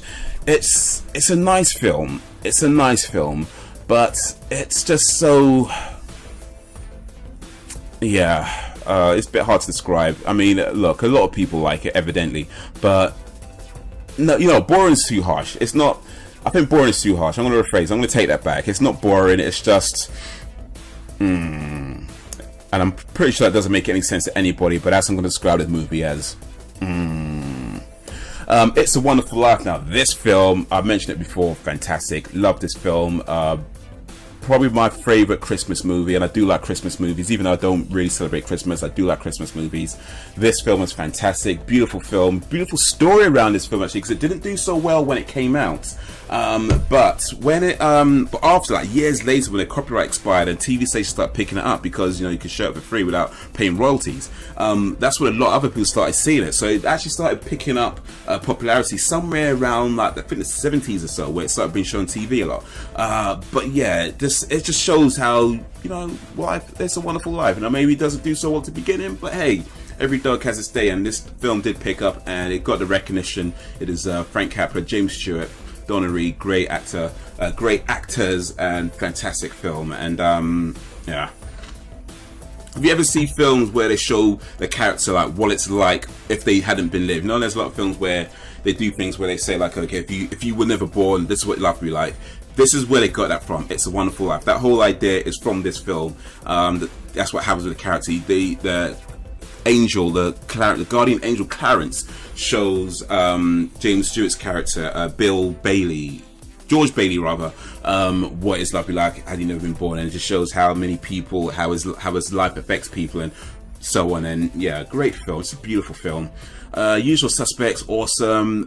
This film, yes, I've talked about this on my channel as well, so yeah, great film. Another film, I'd say by the end, you kind of, it gives you like the answers to everything in the film, seemingly, but I do think there's more to it than what the film lets on. I think so, and I know it's not necessarily what everybody thinks, because it does seem very obvious about Kaiser Soze and who he is, but I do think there's more to it than what the film lets on. But yeah, watch it and let me know what you think of that. Or if you have watched it, let me know what you think. Silence of the Lambs is, oh yeah, that's a great movie actually. Oh, that's, I wasn't supposed to do that. That was a mistake. My bad. But yeah, Silence of the Lambs, great film. This is Hannibal Lecter's no, it's not. No, it's not. Manhunter was Hannibal Lecter's first movie appearance. This was the second movie appearance, but Manhunter didn't really do so well. So this is the first that maybe most people start to know about him. Different actor from Manhunter is Anthony Hopkins in Silence of the Lambs. I don't know the actor that was in Manhunt, and I did see some of that and it kind of bored the hell out of me actually. But Silence of the Lambs, Jodie Foster, much older than she was in Taxi Driver at this point. Anthony Hopkins, again, much older than he was in The Elephant Man, and it's just a great film, great fantastic film. I think definitely deserving to be at number 23. It's awesome film. If not seen it, go see that movie. It's fantastic. That is a must-see movie. Seven is a great movie too. Another film I talked about on the channel. I've talked about a few of these films actually on my channel. I'm not doing too badly for talking about good movies. Seven, a great film. Morgan Freeman, Brad Pitt. This was Seven Deadly Sins. So there's a killer who's killing people by the sins they commit according to the Seven Deadly Sins, and I think there's another film there's more to it than meets the eye. It doesn't explore it a whole lot in the movie itself, but when you watch the film, I think there's more to it, especially with Brad Pitt's character. I think there's a lot more to his character in terms of his relation to John Doe, the killer. So yeah, watch the film. Or if you've seen the film, let me know what you think. Set your God. Yeah, you know what? I watched this in the cinema, but the thing is, when I watched it in the cinema, I actually missed the beginning, so I didn't see it right from the beginning. I have seen it all the way through since, so I'm sure that story was just completely pointless because I have actually seen the whole movie at this point now anyway. But anyway, I liked it. It was an interesting movie, very, very hard-hitting movie, deals with the slums in Brazil. Man, that scene when he's like pointing the gun at the kids and he's telling them where you want to get shot, the foot or the gun, foot or your hand. Brutal, man. That was so brutal. And when the guy's called Benny, he's like, Benny was the coolest hood. Yeah, it's a good movie. It's a good movie. Seven Samurai. Yeah, I mentioned this earlier, so you know how I feel about it. It's a fantastic film. It's absolutely brilliant. It's a long film, about 3 hours 15 minutes. Toshiro Mifune, Takeshi Shimura, Akira Kurosawa veterans. But yeah, brilliant film. This was remade as a Magnificent Seven. So for those who know about the Magnificent Seven, this was the original film. In fact, for those who know about, I think it's called Seven Samurai X, or Samurai X. It's an anime. I haven't actually seen it myself, but I believe there's an anime called Seven Samurai X or something along those lines. But yeah, fundamentally that's based on this as well. Also, if you remember the very first episode of the A-Team back in 1982, 80 something like that, that was, I mean, I don't think officially based on the Seven Samurai, but if you watch it and compare it to Seven Samurai, you can see there's a lot of similarities in the plot between the pilot episode of the A-Team and the Seven Samurai. So it's influenced quite a lot, to say the least. It's influenced quite a lot, and it is just a brilliant film. As I said, you can pause at any time, and just beautiful scenes each time. You know, just awesome film. Okay, Star Wars Episode 4. Oh yeah, this is my one, The New Hope. As I said before, this is my favorite one of the Star Wars movies because I feel like it's the only one that's really a complete story from beginning to end. The others are great films. They're good films too. I'm not knocking them, but for me, New Hope is just that was it for me. That was just the best of the lot. And the others they're good, and they are worth watching. But I put Episode 4 as the best. That's my opinion on that. The Matrix, great film. Well, maybe not great, but it's a good movie. Maybe not great, it's a good movie. The thing about The Matrix though is that when I watched it for the first time, I was blown away by it. And I think when you do watch it for the first time, it is very mind-blowing, especially if you haven't seen anything. Well, maybe by now you might have seen lots of things like it because it's like 15 years ago, 16 years ago actually. But if you watched it back in 1999 or maybe soon after, I think it was a very mind-blowing film. When you watch it over and over and over again, which I have done, you start to see, some of the plot holes. They help become much more obvious. That being said, it's still an enjoyable film, and I still liked it. I've talked about it on my channel as well, so maybe check that out if you want to see some of the plot holes that I picked, that I thought, that I spotted. But yeah, worth seeing. Great film. Good film, not great. Good film. Goodfellas, yeah, good movie. So I mentioned this one rather before. Between this and Casino, I said this was a stronger movie, and I think it is. But Goodfellas, based on a true story about, don't remember his name right now, but he's played by Ray Liotta in the movie, and it's a height. It's like a lot of things happening. It's like the early life, the heist, and how the gangsters, act, I guess. But yeah, it's just more of the lifestyle that it shows and how he interacts with the characters, interacts with the gangsters, and then what he does in the end. I won't spoil it, but you probably know the story already, I'd imagine, but I won't spoil it just in case. Lord of the Rings was absolutely boring. In fact, if you've seen Clerks 2, the scene where I can't remember his name right now, but the one he's talking about, Lord of the Rings, he says there are 3 moves of walking. I totally agree with that. When I saw Clerks 2 and he said that there are 3 moves of walking, I was like, yes, that is it. But yeah, Twin Towers, I just bored the hell out of me. I was like, why?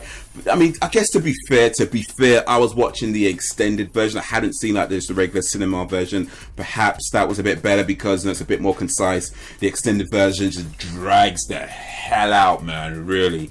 And what's the other one? Return of the King. As he says in Clerks 2, there's only one return, and it's not of the King, it's of the Jedi. But I did like Fellowship, which I can see here as number 11, but I'll come to that in a moment because I can see it's on the list above. I don't want to get ahead of myself. I've not seen One Flew Over Cuckoo's Nest, but I've heard it's a great movie, so that could be one that should really be one that's worth adding to the list. Hopefully there's somebody flying over a cuckoo's nest in that movie. Obviously I might be quite disappointed. Inception is a great movie, another one I've talked about on this channel as well.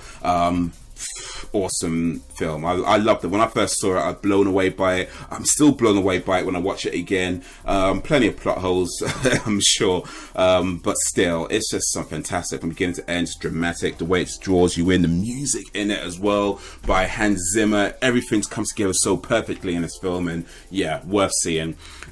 Forrest Gump is the type of movie that I wouldn't have watched normally. It's the type of film that like you come across, you think, and I've mentioned that with a lot of films. That's why I probably should see some of these ones that I haven't actually seen. But because Forrest Gump is one of these films where I would have looked at it and said, I'm just not going to bother with it. But it came on TV one day, and I watched it just because there's nothing else on, and I was just so engaged by it, and just how amazing the dialogue and the story and the narrative rather was, and just, you know, his whole tale.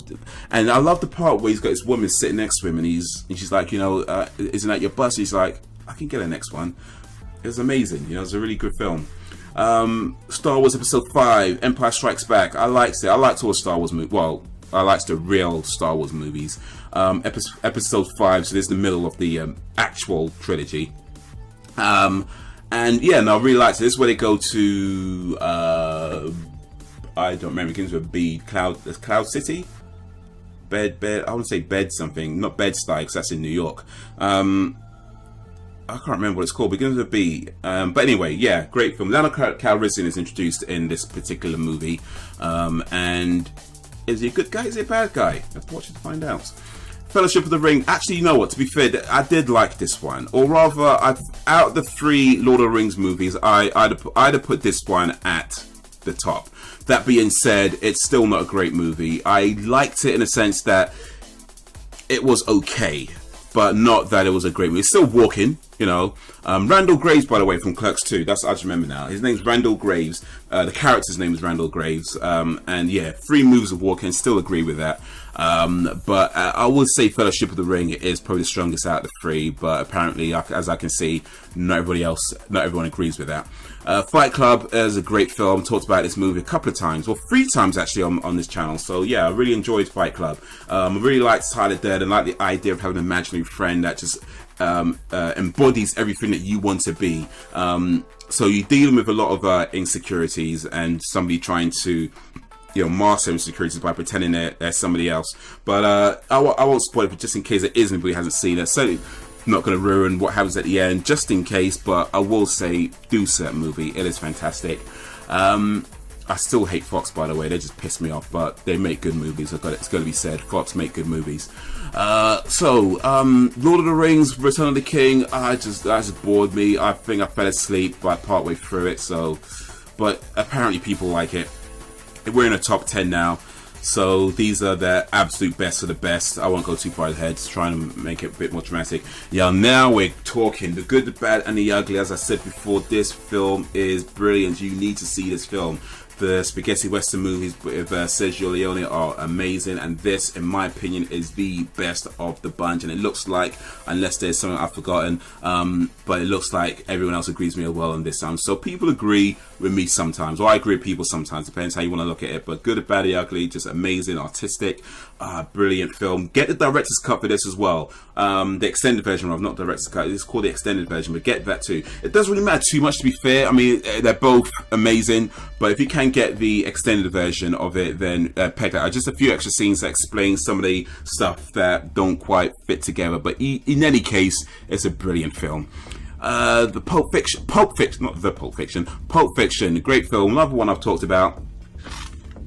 Really like this film. I like the narrative in the film, kind of going back and forth a little bit, starting with the end and then ending with the beginning, or beginning with the middle. It's a bit mixed up, but it works for the film. You got to be said, it works for the film. And I really like the music, I like the dialogue, I like the characters.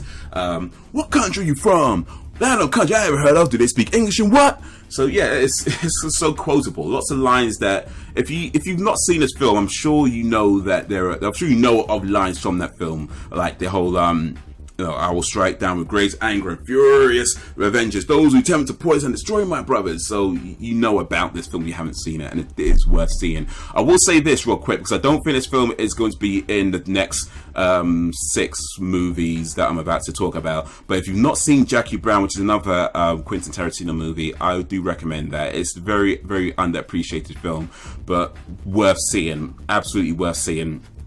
Alright, Schindler's List I did see. Don't remember much from it. It's about a guy who has a list and saves Jews. I think it was like a Nazi that saves Jews. Something along those lines. I don't remember it being particularly interesting, actually, to be honest. I think it is based on a real person, if I remember correctly. I think it's not just based... I mean, the events, of course, are real. We know that. But I think there was an actual person called Schindler who did have a list of Jews that he saved. But I think the story that they crafted from this film, it just didn't do it for me. As a film, I'm talking about, not necessarily as a document on history, but just as a film, it just felt very bland. But it was a while ago. Perhaps I'm just not remembering stuff from it. Not seen 12 Angry Men, but I wouldn't want to see 12 Angry Men just because why would you want to be around 12 angry men? They're angry all the time, they'll piss you off. But yeah, so it's a number 5, so I guess it's doing something right. The Dark Knight, yes, I've mentioned this one before. Dark Knight, brilliant film. Batman Begins, awesome. Dark Knight is awesome. You may as well see The Dark Knight Rises just because, but The Dark Knight, Heath Ledger in this film is just amazing. I know everybody says it, but it is so true. The way he played the Joker in this movie was just beyond fantastic. It was, everything just was nailed, and he just got it so perfect. And if you got I'm sure you've seen it already, but if you haven't, another film I talked about as well, kind of big myself up a little bit, but still, whatever.